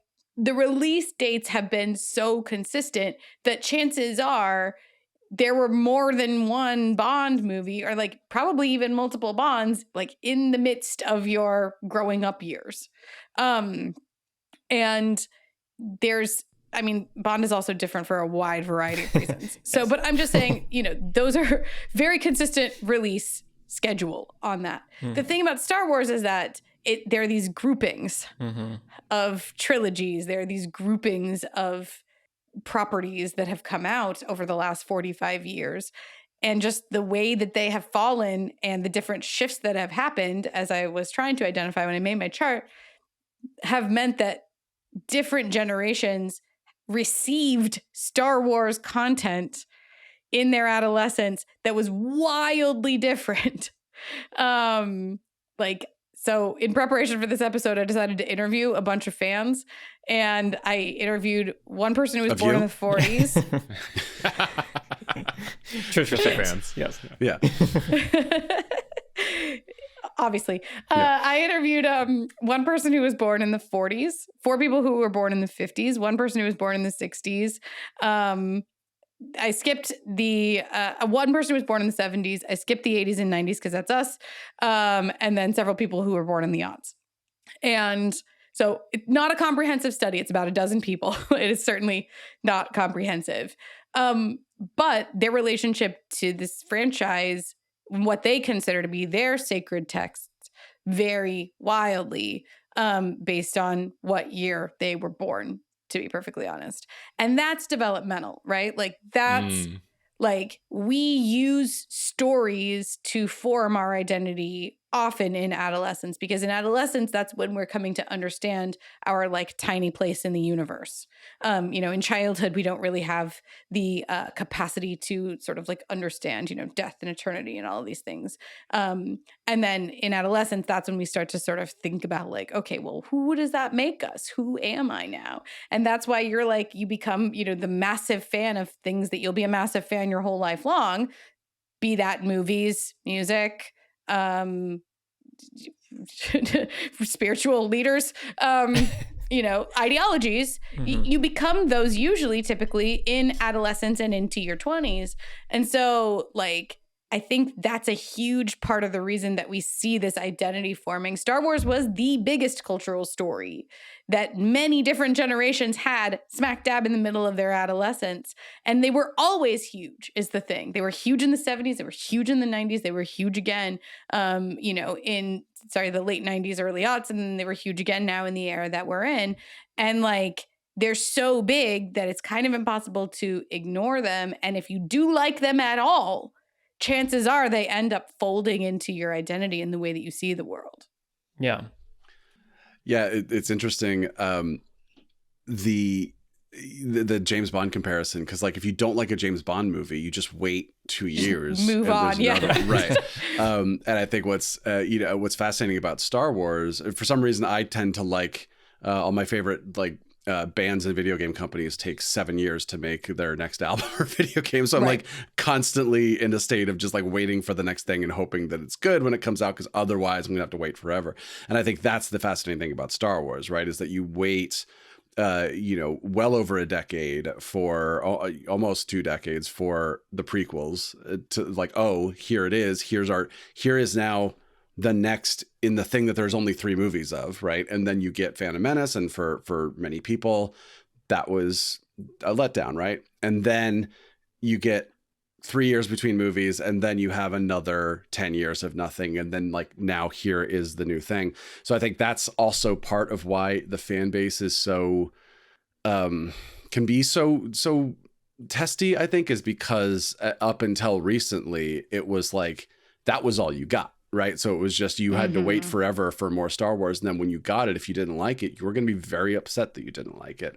And I think that also supports my theory of like, go make a bunch, like go make a bunch of stuff, because then if it's not good, then like the MCU, right? If you don't like a Marvel movie, wait 3 months and you'll get the next one.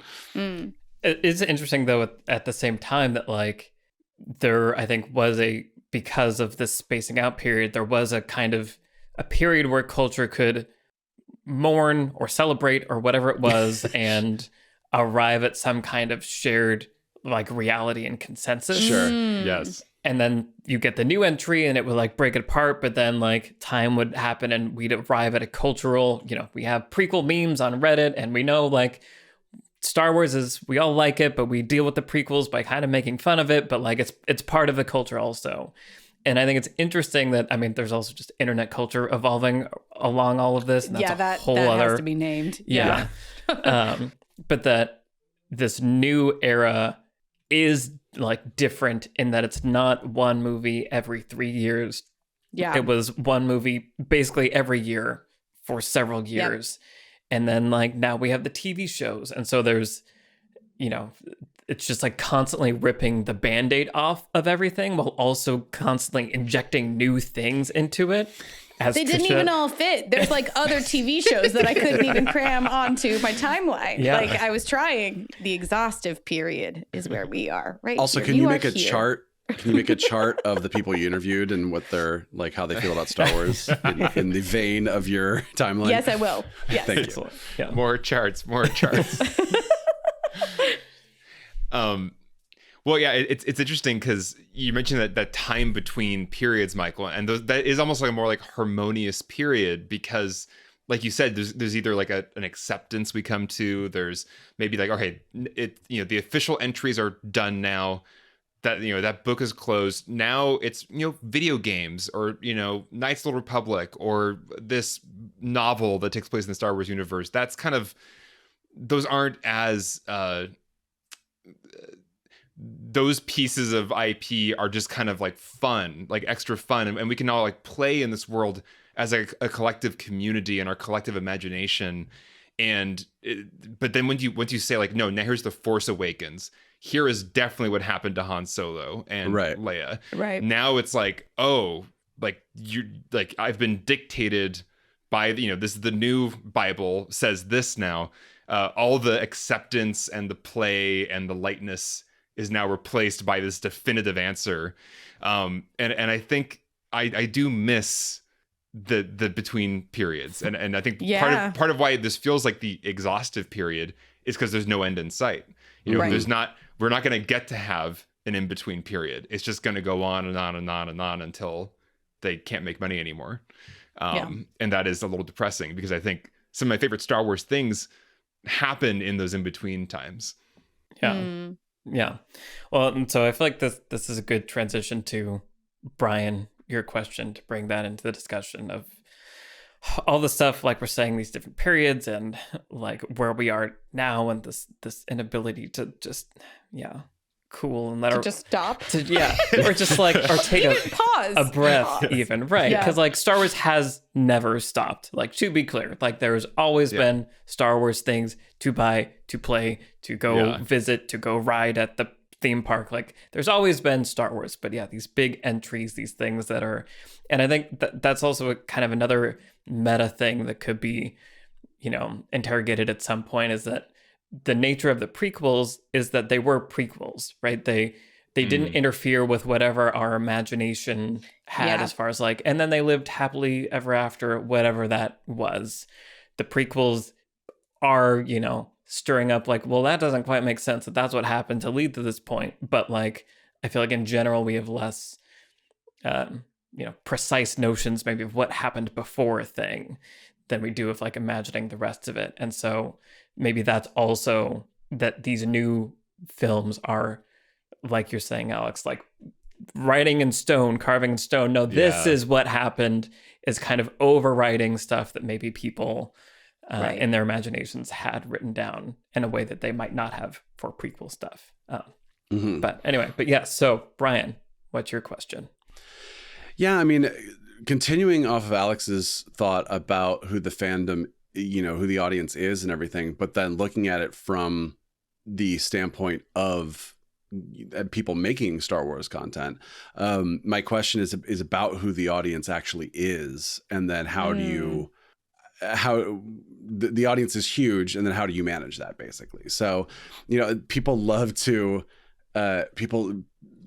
point out Star Wars was intended for kids originally, right? Like, I found this quote by the second AD who said, we're making a kids movie. So like, therefore, I'm like, first of all, if you're making a movie for kids, like, bad job. Like, you made a movie about 30-year-olds discussing like military tactics through sexual tension while like burnt corpses and like torturing is happening, right? Like, but more importantly, regardless of what your plan, who your intended audience was, then you got more people than that involved, right? So back in the 70s, you got people of all ages who became fans of this franchise, and the kids from 1977 are in their 50s and 60s now. So like they have grown up.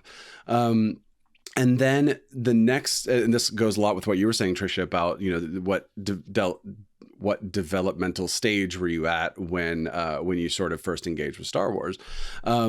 Because then George comes back with Phantom Menace, and he's like, I'm doubling down on the kid thing, right? I'm going to make a movie with, pod racing and like fairy fun and all this kind of stuff. And then so old fans were like, that's not really for me, but kids kind of ate it up because they love trade routes and Senate politics. Which again, it's like, why are these two things in the same, like, so we'll get into that after I ask my question. But so then you sort of did manage to get this audience who were 9 when Phantom Menace came out. So then 6 years later, when Revenge of the Sith is coming out, they're 15. They're like angsty teenagers, and they're watching this dark, goth guy like whine about stuff and kill children, which I guess is cool. And then on top of that, now the older fans, they have kids, so they're showing their kids the original movies, and their kids are gravitating to like Chewie or something like the furry things, Ewoks, right? Or Porgs. If you're showing them I have friends who have kids who are just like, I love Porgs, like that is my main thing, or I love Chewbacca, like that is the main thing I care about, right? So you have this wide swath of fans who came to Star Wars at different times and who expect different things. Like, there are fans of the prequels who think of the original trilogy as like these old, dusty movies that it's like cool to watch just to kind of get the full story, but it's not my Star Wars, bruh. I'm pretty sure that's how kids talk. I was gonna say, they don't say that now, Bri. And then as you were pointing out, Alex, you have then forget about the movies. You have some people who their Star Wars is Clone Wars or Knights of the Old Republic or the Timothy Zahn books or the new Disney stuff, right? Like, their Star Wars might be one of the, like, Star Wars Rebels or something, like one of the newer kind of shows. So you basically have this like messy audience, or like messy in the sense of like an audience that you can't sort of pin down and say, this is who our audience is. And I use Solo as an example of a movie where it's like, it's about an original trilogy character, but they do a cameo from Darth Maul, who's a prequel trilogy character, but he's voiced by Sam Witwer, who voiced him in the Clone Wars, instead of getting like Peter Serafinowicz, but he's played by Ray Park. So it's like, who is your audience for this thing, right? It's like, it has to be someone who loves everything Star Wars, because anybody who's looking for one specific thing is getting too much, right? They're getting like, well, I like this thing, but I don't necessarily care about this thing. And they might not hate it, but they just don't care about it necessarily. So getting down to what the actual question is basically how, if you are making Star Wars now, how do you say, I'm making a new Star Wars movie? Who are you making it for? And how do you handle this massive audience that just ranges so completely over the entire age spectrum and tone spectrum of everything that has ever been Star Wars. I'm going to take a bit of umbrage with you In general. asserting, yeah, in general. But I'm used to it. with you asserting that the films were not made for children. I agree, you know, as I mentioned earlier, in the sense that they were made to have wide appeal. And so they were not But those are two different things, to be clear. Right, they are. Yeah. They were not intended only for children. Exactly. But they were, you know, George Lucas was very specific from the very beginning that he wanted them rated PG. He did not want them to be like overly violent or sexual or anything like that. Like he wanted them to be, you know, the whole family can go. So they were, you know, not children's movies per se, but they were always designed to be family movies. And so I think, and like he admitted himself when he was talking about the prequels, he's like, yeah, maybe they won't like Attack of the Clones because so much of it is a love story. Maybe kids really won't like that. And like Revenge of the Sith is gonna be dark and like maybe it'll be a little scary for kids. But you know, those are concerns that somebody has when they know that children are going to be attending their movie. And just to name this as well, especially about the original trilogy, the idea of what children were and what children might be interested in was very different, of course, back in the 70s yeah. and early 80s. As a reminder, there was no PG-13 rating back then because we just thought we would just take kids to a lot of stuff that we would not now take children to. And that just has to do with like our cultural expectations of how much we want to traumatize our kids or not. And so I think that to say that these movies were not intended for children is a little bit of an oversimplification. They were not intended for adults either. They were intended for everybody, which means that there were always going to be children in the audience. And that problem, while different when the slate is blank, is not necessarily a different problem than the current Star Wars thing is facing. It is a much, much, much more complicated problem, as you're pointing out, because the slate was blank. And so you can take the whole family to A New Hope or even Empire Strikes Back, and your adult fans are not going to have wildly different expectations than your young fans. But roughly the same span of people are attending, you know, both of those movies, if that makes sense. Although I will say the people that I talked to that were born in the like 40s through 60s, basically, those folks that I talked to all said they really, really did not like and or didn't even bother seeing the prequels, but did come back for the sequels because of the like character continuity. Right. Like, oh, Han and Leia and everything are in it. And so it's interesting that they just kind of took that time off and they kind of were like, well, Star Wars is not for me. And I'm not saying that's true of their entire generation. I'm just saying that was true of the folks that I talked to. So I do think kids are a factor that need to be factored in and always have been. 100%. Yes. And thank you for clarifying that. I was not saying these movies are not for kids. I was saying that the people who tend to point this out are arguing like, if you're an adult, you shouldn't care about Star Wars because it is for kids, right? So it's the difference between like the Trolls TV show, which is made for like 8-year-olds. I got to watch some of it over Christmas. Versus it's cute. Versus a Pixar movie, right? Which is like, that is, yes, of course kids are going to be there, but we are making something for everybody. And that's all I was saying, was that like, was Star Wars then and now is for everybody, but everybody is even more everybody than it's ever been. It's extra everybody. Yeah. Well, and like, yeah, it's everybody, like you said, Trisha, without a blank slate. It's with like very specific, almost like oddly specific expectations that are different from each other. And that's different than making a brand new movie for the whole family. You know, that's a harder challenge. Right. Yeah, we say, 4 quadrants to mean representing everybody. This is like 4 quadrants and like 3 dimensions. It's like 4 by 4. Right. It's like 16 quadrants actually that you're trying to do. And 4 is already too hard. Many. Right. Like that's already like I feel like best scenario you could have as a creator in terms of making an impact and knowing your audience is like, if you know the specific human that you're gonna make a movie for, you can make the hell out of that movie because you know exactly what that one person like wants. Right. And you can just like tailor make it for it. I've made a lot of movies for my friends. They're the best things that I'll ever make because I know exactly what that thing needed to be for those people. When you're trying to make it for every human alive that has different connections to this thing and are coming at it from all these different places, it is this essentially impossible task. And I feel like that's where the empathy that I do feel for the people trying to make Star Wars right now is coming from, is that I do believe that they have the best intentions and want to do right by it, but how do you do that? Mm-hmm. And yeah, it's a difficult question to answer. Well, and it's interesting that when we look at the prequel trilogy, that George Lucas opted to make that instead of the sequels, right? Like he had his original set of fans who came to his original trilogy, you know, perhaps in their young adulthood or adolescence, and could have continued making those, but for various reasons decided not to.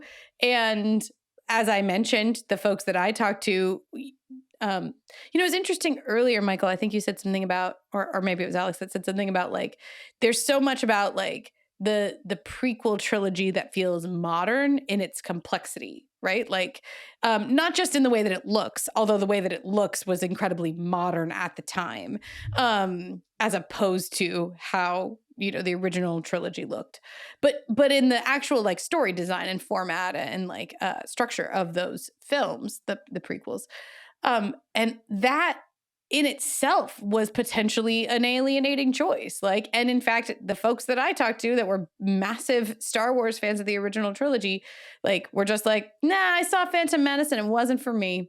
Like, and it just kind of effectively ended their fandom in a lot of ways. Mm-hmm. You know, and then as I mentioned, some of the people I talked to came back around a little bit, which is interesting now at the stage in life that those folks are in now, right? Like boomers now are suddenly like, oh, wait, I kind of like The Force Awakens. Like, it's pretty, you know, here's all my people back again. And like, it's got some of the stuff. It's very fascinating. But yeah, it's a weird phase that it went through in the middle where Lucas basically started over. And it seems like, did he make those movies with fans in mind? What fans did he have in mind? Right. Well, and I think another aspect that's interesting about your question, Brian, is that, you know, some of the ways that it feels like they are trying to do it, and this is kind of what you're bringing up in some ways, Trish, is like the style, like the aesthetics of Star Wars have kind of always been part of the conversation too, right? The original Star Wars films were groundbreaking visual effects that no one had ever seen before, no one had ever done before. And even at the time was a reaction to the popular style of the 70s. And so it was like a unique take on a thing. The prequels were, as we're saying, modern, using digital like film, you know, everything. Right, digital everything. But like, yeah, episodes 2 and 3 were shot digitally. They were some of the first films ever shot digitally. So much CGI, like, which I think is a thing that lots of people then learn to point to and say, like, I don't like it when it looks like that because it looks fake and it takes me out. But they were also groundbreaking films from a technical standpoint, and all of the good CGI we have today owes a lot to the Star Wars prequels. And so it is interesting now watching this new franchise and films and TV shows try to figure out, well, what is our visual Star Wars language even? And so, you know, Force Awakens is a little Star Wars-y, but it's also really J.J. Abrams-y. Like, we got whip pans and lots of dolly moves and all the stuff that would never be found in the original Star Wars. And then we have Rogue One, which is like, put this frame against any frame in the original film, and it's going to look like as close as we can make it today. Like, it's super visually faithful to the originals. And I think that's why a lot of people, that's one of the reasons why people love that. And so I think it's interesting to see now that they're going into the TV shows with Mandalorian and Boba Fett that they are kind of erring toward, can we capture a little bit of that like original trilogy aesthetic and seem to be eschewing some of the new aesthetic that was introduced in the prequels. And I think that's a kind of an interesting, it seems like a decision that seems to have been made as like the right way forward, is like, can we capture some of the aesthetic feel of the original trilogy? Right. And hopefully that's something that everyone can get on board with. While also adding colorful speed bikes. Well, yeah. and then cyberware. And then it just gets to like a question of how long is that sustainable for? You know, if George Lucas, you know, love him or hate him, you know, with the prequels, was like innovating with new technology and was responding to what was available to him at the time and wanting to try something new. And that's what he did with the first trilogy as well at that time. What does it mean to indefinitely try to replicate a thing from the past that was in its moment fresh and responding to the present? You know, it doesn't feel sustainable to me that there can be life in your franchise if it's just like an echo of the past. You know, like what's happening now? What are we responding to now? And like, can franchises, can we find it in our hearts to like let it respond to the present moment and not just like harken back to the past? Well, is that a decision we get to make? Like, you know, if they on they this show podcast us, it is. well, yeah, very good point, Brian. I'm just saying, like, if they show us something new and we yell that we don't like it, and then they give us the old thing again, it's like, what is that? Right? We're like, we are sending a financial message and like an actual verbal message on Twitter to the studios, like about what we want and what we don't want. And so like a petulant child who just wants macaroni and cheese for the 800th day in a row, like, or named Michael Tucker, then like that's what we're gonna get. We're gonna get reheated macaroni and cheese for the 800th day in a row. Yep. Which is and I think that's what part of makes answering the question, what is Star Wars, impossible, is just because of everything we're talking about. You know, on our No Time to Die podcast, we talked about like what makes a Bond movie, because like, okay, they're running, there's motorcycles over roofs, so is it just a Bourne movie now? And they're doing this thing, so is it just a, you know, this other I forget what other example I use, but just sort of like feeling like, oh, all movies are doing kind of the same stuff now, so when is this going to become like a Bond movie? But then you get this like specific type of villain, and you get this gadgets, right? And you get like these sort of things, like a layer, and it's like, oh, okay, like I see how you have done a Bond thing now. And with Star Wars, it's the same thing, which is like, what are, again, now we're talking about checking boxes, right? So it's like, what boxes have to be checked for you to, for it to be a Star Wars movie? Like Rogue One basically doesn't have any Jedi in it. I mean, I guess arguably it has no Jedi in it at the at the time, but you know what I mean. Yeah. But it still deals with the idea of the Force, right? So it's like we are still talking about a rebellion and an empire and the idea of the Force and like all these things. So you're like, okay, you did put like a lot of Star Wars in your thing, and aesthetically, as you were saying, it's like pure original trilogy Star Wars. But then one reason I don't love Rogue One is because I don't find it to be terribly fun. Like I don't actually enjoy watching it as much as I enjoy watching like an average Star Wars movie on just like a visceral, am I having a good time? So it's like, I like darker adult content, but I don't think that should be in Star Wars. I don't want to watch someone like stab someone in the throat and, you know, go like to a nudie bar or something like that, right? Like I want to, like, that's not what I want from Star Wars. But then like on the other hand, I love Solo because it's so fun. I find it just like really fun to watch, but it in no way is trying to be like, it's the most self-referential, like, look at all the prequel jokes we can do. We're literally putting the theme, like the Imperial March, in the movie, like in the world of the movie, like that kind of stuff. Yeah. So it's like this other end of the spectrum of like, we got this thing right as in for me personally, but like then we didn't even try to do this other thing. So yeah, I think for me, like part of the answer to this question is just like making targeted audience, different content for targeted audiences, which brings us back to like, let's make more content. Like, don't have mass murder and cuddly porgs in the same movie. Like, have those, you can have those things in separate movies, but when you put them in the same movie, it's like, well, who is that for now? Because you spread it very thin, as you were saying, Alex. And I think the more you try to make sure everyone likes something, then the more it's inevitable that people are going to dislike something too. So it's like saying, hey, I made you a sandwich. I wasn't sure what you liked, so I put ham and peanut butter and mayo and tuna and marmalade and Swiss cheese in there. So hopefully you like some of that. And you're like, okay, but I also dislike some of that, and I don't want all of it together in the same thing. That's insane. And I feel like that's where we are, is like every Star Wars thing is trying to be everything to everyone. And so I want there to be more just targeted content. And there is some, obviously. There are the animated shows and things like Mandalorian are targeting specific audiences, but I just kind of want there to be more of that, like you said, Michael, is not trying to please 16 quadrants at once. It's trying to say, this is your Star Wars over here, and then over here, this other stuff you can choose whether or not you want to engage with. Yeah, that's a really great visceral metaphor, the sandwich thing. Yeah. Delicious. Yeah. Well, and it is interesting that, some of people have spoken up, and I think Disney has paused or changed some plans that were the case. We haven't had a Star Wars movie in a little while. The Solo trilogy that was planned is no more. The Rian Johnson trilogy that was planned maybe is no more.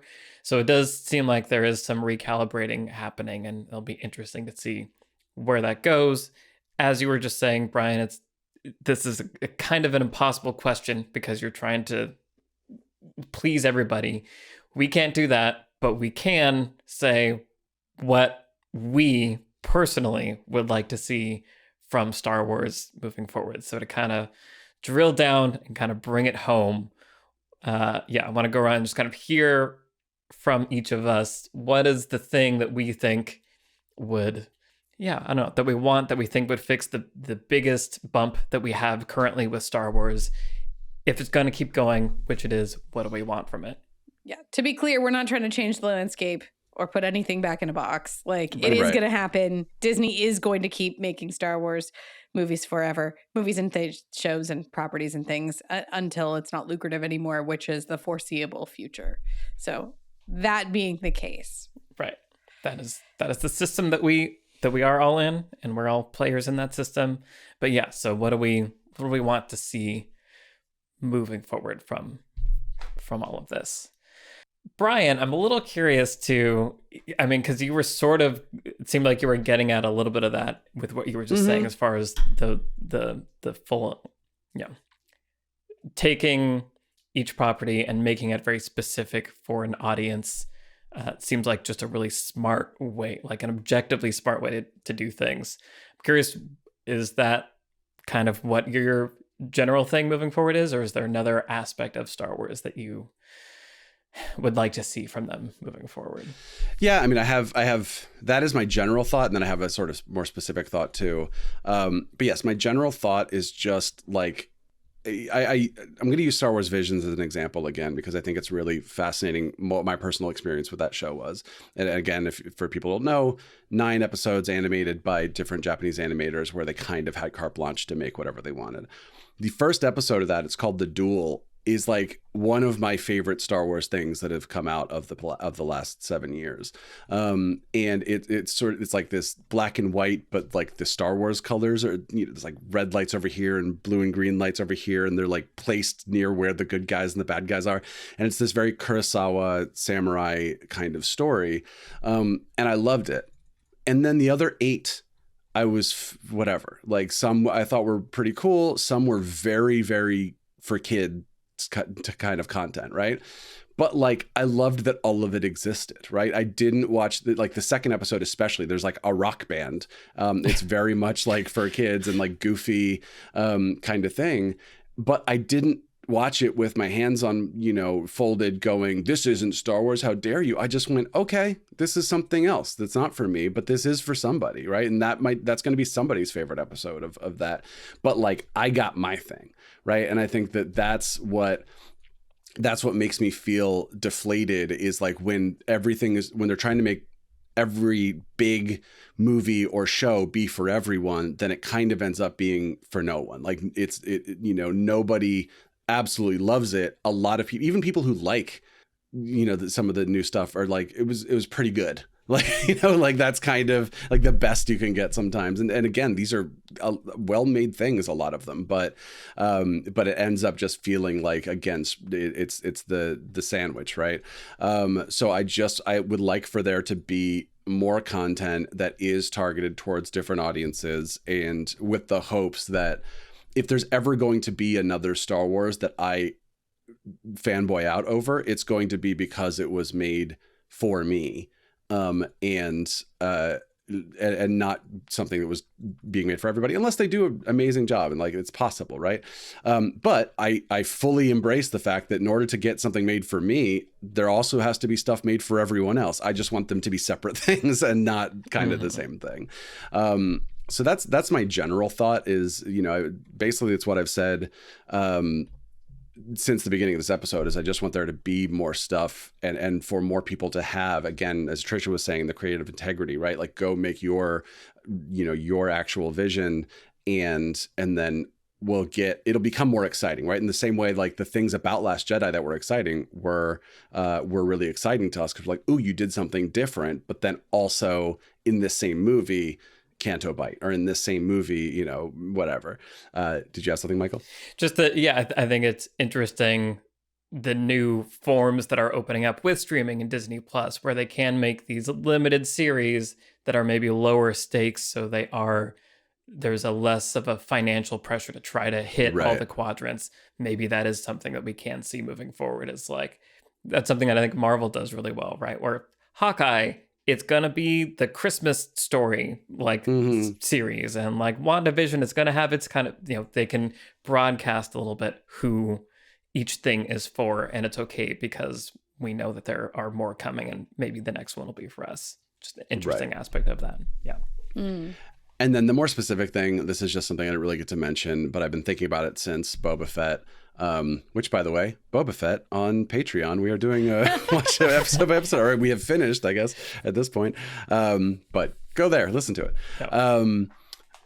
Is the sort of, we've talked about this when we talked about the prequels, is like when Star Wars reminds you of the real world, right? And the most egregious is the diner scene in Attack of the Clones, where it's like, oh, it's literally a 50s diner, like, yeah, you want a cup of Joe, sweetheart? Whatever, right? But then we do get Canto Bite in Last Jedi. And in the new shows, we're getting these characters who are aliens, but they're played by like a guy with a New Jersey accent or something, right? Or like, so, if it's Bill Burr as a human, it's like, I don't want Bill Burr in my Star Wars, but at least it's like, well, he's a human, right? So like there is supposed to be an earthy, familiar quality about it. Maybe it's like, I was a stormtrooper. What are you doing? But then when it's like someone in, Twilight makeup or whatever, nothing against his name, David Pasquisi from Veep, who plays the Twilight guy who's in, Boba Fett, like, nothing against him. It's about the idea to cast that type of actor as an alien. So now, instead of thinking I am in this fantasy world a long time ago in a galaxy far, far away, I'm like, this guy's from Chicago. Like, this is a guy from Chicago wearing a bunch of makeup, and I think that it's really fascinating where that hits. If you're reading fantasy, people will drink wine or ale or mead, and it never kind of bumps for you. But then if someone would drink IPA, you're like, that's India Pale Ale, like that's from India on Earth, or like Champagne or Bordeaux or something like these are from specific regions in France, like on Earth in present day. That doesn't make sense. So, but that's why you'll never see that. You'll never see someone, unless it's like really poorly written, you'll never see someone in fantasy drinking something that like is specific to your time period, right? And I feel like that's what happens when you hear a certain accent, or even a certain like way a person carries themselves or something like that, that it's very hard to pin. But when we hear the standard American accent or the standard British accent, we just think, oh yeah, that's familiar. That's in everything. But like in Force Awakens, there's a Scottish guy. And I'm like, oh, this guy must be from Scotland on Earth. Like, and it's like, but I don't know why that's the difference for me. I don't know why suddenly when I hear a certain word I mentioned before, like boyfriend in Force Awakens, I'm like, oh, or like a thumbs up or something. I'm like, oh, that's an Earth thing. That's not a Star Wars thing. That's an Earth thing. But of course, if you're going to make more and more Star Wars content, then it is going to get more and more broad, But I do appreciate when fantasy can like make me forget about the real world. And I think that with the new show, Star Wars is getting sort of lazier or just less strict about trying to make me actually believe that I'm watching a fantasy that is set in this other world. I'm watching something that feels a little too close to home. Yeah, and it is just another one of those ways in which I feel like your hands are kind of tied, and it's an impossible task as a creator because the original films could borrow things that there are kind of the 70s and felt more terrestrial, but that was in the service of building this fantasy world. And a lot of there isn't that much of it, but some of the style and all that stuff. But now if you're making a Star Wars movie, is it okay to borrow more stuff from the 70s and 80s? Like maybe George might have put biker gangs into that if he had time, but now it's this other thing. And so what is it? And honestly, if anybody would have put biker gangs into it, it would have been George Lucas. Yep. Right, exactly. There's not really an objective place you can go to decide the line is invisible. Right. Cool. Yeah. All right, cool. Alex, what about you? What do you want moving forward? Yeah, I mean, what I want is the magical in between space, which we mentioned before, where it kind of the franchise returns to like the collective, and it exists more in a collective imagination than in other things besides movies and TV shows. That is not the reality we're living in and will not be living in for maybe a long time. So in this reality, what I would love to see would be, and I mentioned this kind of earlier, like I think Brian's approach sounds nice with, targeted movies, TV shows that feel like they have an audience in mind. If they can use Trisha's chart, and identify the different quadrants. Send it to them. Don't worry. Yeah. And be like, you know what? We are going to make a show just for the Gungan period. And like, this show is all about classical period, whatever. I think that'd be interesting to see, like this is going to lean really into these different fan needs but then let creators make like a good original show that like meets those fan needs without being pulled 10 different directions. So I'm on board with that. I would like personally, if it's going to go in the diverse direction, not to be expected to watch all of those things. Right. Mm-hmm. I don't think like this especially if we're going to have everything from like animated kids shows to like super dark, Rogue One-ish stuff. It's not fun for the dark Rogue One thing to have a cameo from the kids show. Like let the universe be big and be disparate and have space in between things and huge gaps of time and different time periods, and just let it be big, and don't try to spin some like galaxy brain web between every single piece of IP. Like I think just let it be a bunch of things, kind of once again the way that it felt in those in between periods when it was more just extended universe, free for all fanfic. Like I think that's probably the best option at this point, because as we've identified, if you try to make the one narrative for all the people, it's going to be a mess. Yeah. So yeah, and I do think if you're going to make some tentpole movies, I think there's, like you said, Trisha, the financial constraints for like the biggest of the big blockbusters is going to still have to they have to be broad. They can't be as targeted as maybe a TV show can be. But if you're going to do those, then I think, what is the myth we need today? Return to the mythic. I think we're getting tired of the meta. We're getting tired of the reflexive. Like, we understand what IP and franchises are. You don't need to tell me about how you're an IP in your IP movie. Like, what is the new myth for like our generation right now that can be told through this universe that feels relevant and meaningful and like inspiring for this moment? That would be great. Yeah. So yeah, I would love to see a Star Wars film that felt mythic and had found a new myth that builds, it's built in this universe, but is not trying to just like rehash the myth from before. That definite irony of the original Star Wars being, a reaction to the status quo at the time, and now Right. Star Wars is the ubiquitous thing that you're Right. now asking for a reaction to. You're right. Yeah, sounds good. Trisha. Yeah, really want to echo what you just said there, Alex, which is that is exactly how I feel. I would like for Disney to start playing the long game. Please, Disney, for the love of God, start thinking about 30 years from now. Like, do you want to make a couple $1 million right now? Or down the line, would you like 9 more movies, all of which can crest $2 billion a piece? Wouldn't that actually be better? And the only way to do that is to stop giving us macaroni and cheese.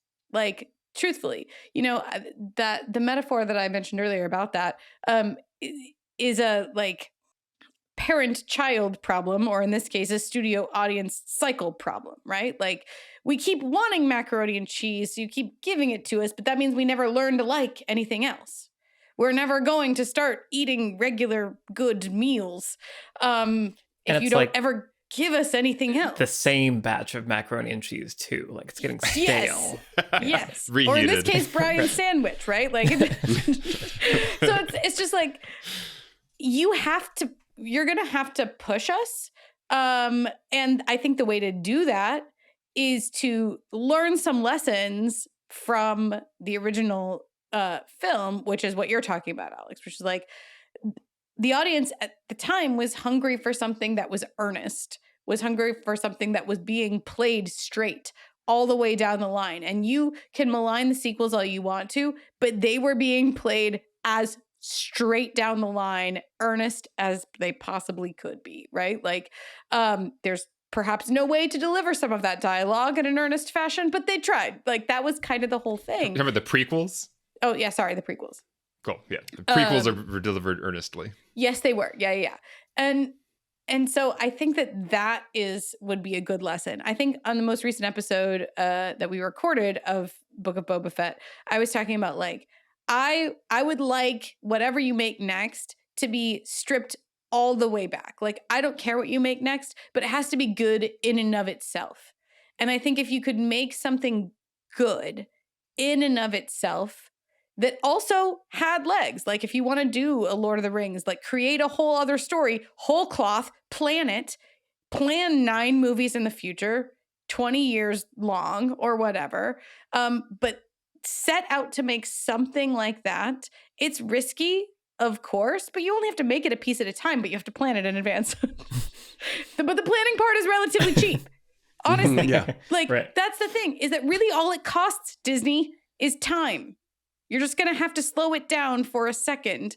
And instead of feeding the mill, take a few minutes and just plan it way down the line. And you'll make a lot more money in the long run. I swear to God, you will. Right. But you're going to have to actually take the time, give the creators the time to develop it, give them the space to develop it, and then give us some movies that are totally new and preferably earnest and mythological and like archetypal. But give us 9 new movies, and I swear, I promise you'll make money. You'll make a lot more money than you're making by reheating macaroni and cheese. Well said. And I will amend my let everyone make everything Star Wars by saying I would happily trade that in for a focused sequence of content, whatever, movie shows, whatever it is, that feels completely baked. But I just sort of felt like that's what the sequel trilogy was, and it kind of fell apart. So I'm like, well, if that's what putting all your eggs in one basket is, then just blow up the basket, right? Like just let everyone make everything. But yes, if they could kind of go away, go on a retreat, you know, and then come back and just be like, no, we are making Star Wars just this one specific thing, 9 movies or, you know, whatever it is, but we are actually having a plan and we are going to deliver like kind of, you know, the best of the best. That's great. It's still gonna not be everyone's favorite, right? Because of all the problems we've talked about. Because maybe, but maybe not. You could aim it at the original 4 quadrants. You don't have to aim it at all 16 quadrants. Right. You could make the best, like, you can make the best thing possible. Right. You know, yes, the best thing possible is still going to have people who don't like it, but you could do that. Yeah. And yes, as you're saying, it doesn't seem like that's what's trying to be done right now. And I do think, if you just make a really good movie, like you said, Trisha, like, even if, oh, shoot, like, there's not enough lightsabers for me personally, but like, maybe that's okay because these new characters are so great and the new conflict and the new era of the world is so interesting.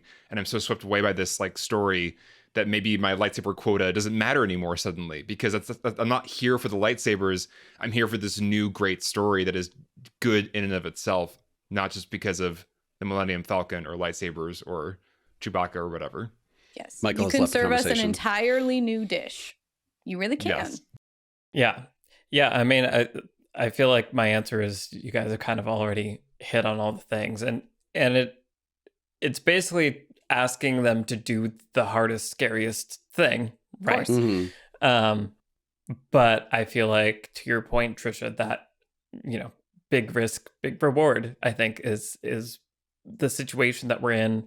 I would underline and highlight what you were saying, Alex, as far as the simplicity of it and getting away from the original trilogy. Like, I think me as a fan, I am willing to give permission to whoever's at the helm to leave the past behind and do something new, right? Like, I think Knights of the Old Republic is a really interesting example. The video game that came out that was very popular.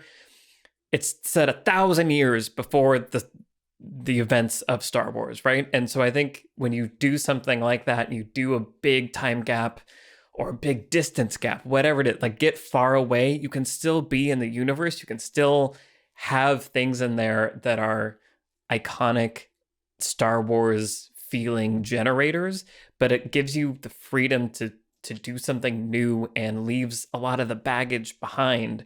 And I think that'll make it easier for you in some ways as a creator versus trying to, as we've been saying, put all the stuff on a sandwich and still feed it to people and hope they like it. Like, that's not fair to you. It's not fair to us. Like, nobody wins in this scenario. So yeah, I think distance, be it time or literal, like, other corner of the galaxy, what's been going on? I don't ever want to hear the name Skywalker ever again. Like, we're going to be over here. Like, cool. Like, let's do that. So I think that's a big thing. And yeah, the earnestness, I think, is huge. And I think Star Wars is maybe uniquely positioned to be a property that can get that earnestness back. And I think that's the spark that I feel in The Force Awakens. Like, when I was sitting in the theater, like, there was like there's a little part of that movie where there was like a spark of earnestness and Rey as this character that just believes in good, and it's like simple, and it could have been so much of that, but again, it was weighed down by all these other things that it was having to do. And so I think I would love, simple, mythic, earnest Star Wars set far away from the original trilogy stuff. And to kind of your point that you've been making, Brian, if there is a want and a desire to explore moral complexity in Star Wars, that's great to do far away also. Like, make a new thing set somewhere else where this fable is about wrestling between good and evil, and like, what is, deconstructing that or whatever that is. But I think the setting needs to be different, and I think that will help everybody be able to like get back on board this train, because we all been yelling at each other. Now we're standing on the platform and no one wants to go anywhere. But I think I think there is a destination here that I think could bring everyone back on board and be something really great. Yeah. And I'll say, like, I don't think simple and mythic, like, I think that can be some of the best stuff ever. Like, Right. just once again, recently watching Dune, people are playing it very straight in Dune. It's kind of a simple mythic story, but it feels very modern. It feels very fresh. Like, simple and mythic doesn't mean old or kind of like outdated. It can feel vibrant and alive and fresh. More complicated doesn't mean necessarily better or more modern. Yeah. Right. So I think, simple and mythic, it doesn't mean copy the original trilogy. I think it just means tell us a story that has this like solid core that is just about the human experience in a really just, stripped down way. Those are some of our most powerful stories in any era. Those are our religious stories. Mm-hmm. Right. There you go. And what's more profitable than owning a religion, Disney? Like, come on, This get is on what it. I'm trying to say. $4 billion. But I want to again highlight what you were just saying there, Alex, that there are these signposts that I feel like we like grab onto as markers of what we think is good, or like, the original Star Wars looked gritty, so like I think Star Wars needs to be gritty, and it'll be good when it's gritty, or I think it needs to not have this or have that thing. And I think part of the bravery that is required to move forward is to shut off the input coming from people, or do the thing that you, I think, need to do when you're getting feedback, which is like hear people and then investigate what are they actually saying. What's the need that they're actually trying to address by Right. pointing to thing A or thing B, and then work at getting, delivering on that need. And that takes time and is scary, but I think that's how you bring it all together. And takes time. Yeah. And so that's what So Star shall we Wars get- is, everybody. Yeah, should we get into part 2 of the episode? We did Did it. we? Now you know. Did we solve it? And thus there was no more conversation ever had about Star Wars. Yeah. Wipe sands. God, so much sand. Let's get away from the sand. I'm glad this is becoming a popular movement now. Let's get off Tatooine. Less sand. Thank you, everybody, for listening and going on this winding discussion. It does feel cathartic, and I'm glad we were hopefully able to navigate it in a constructive, thoughtful way, because I think that's why I get stressed out whenever anyone wants to talk about Star Wars, is because it's like, well, is it just going to be yelling about Last Jedi for 2 hours, or are we going to talk Right. about something? And so I enjoyed talking about something with you guys. If you, listener, want to hear us talk about more about Star Wars and kind of Even more. round out God bless you. our thoughts on the latest entry on Boba Fett, our What We're Watching series, is wrapping up over there on our Patreon. So we'll have the link in the show notes to that. I think we're gonna call it. I think it's time to end it. So thank you, everybody, for listening. Thank you to our producer, Vince Major, and our editor, Eric Schneider. I'm Michael Tucker, and I've been joined today by Trisha Rand, Brian Bittner, and Alex Coyotes. We'll see you next time, and may the Force be with you. Bye, everybody. Bye-bye. Bye.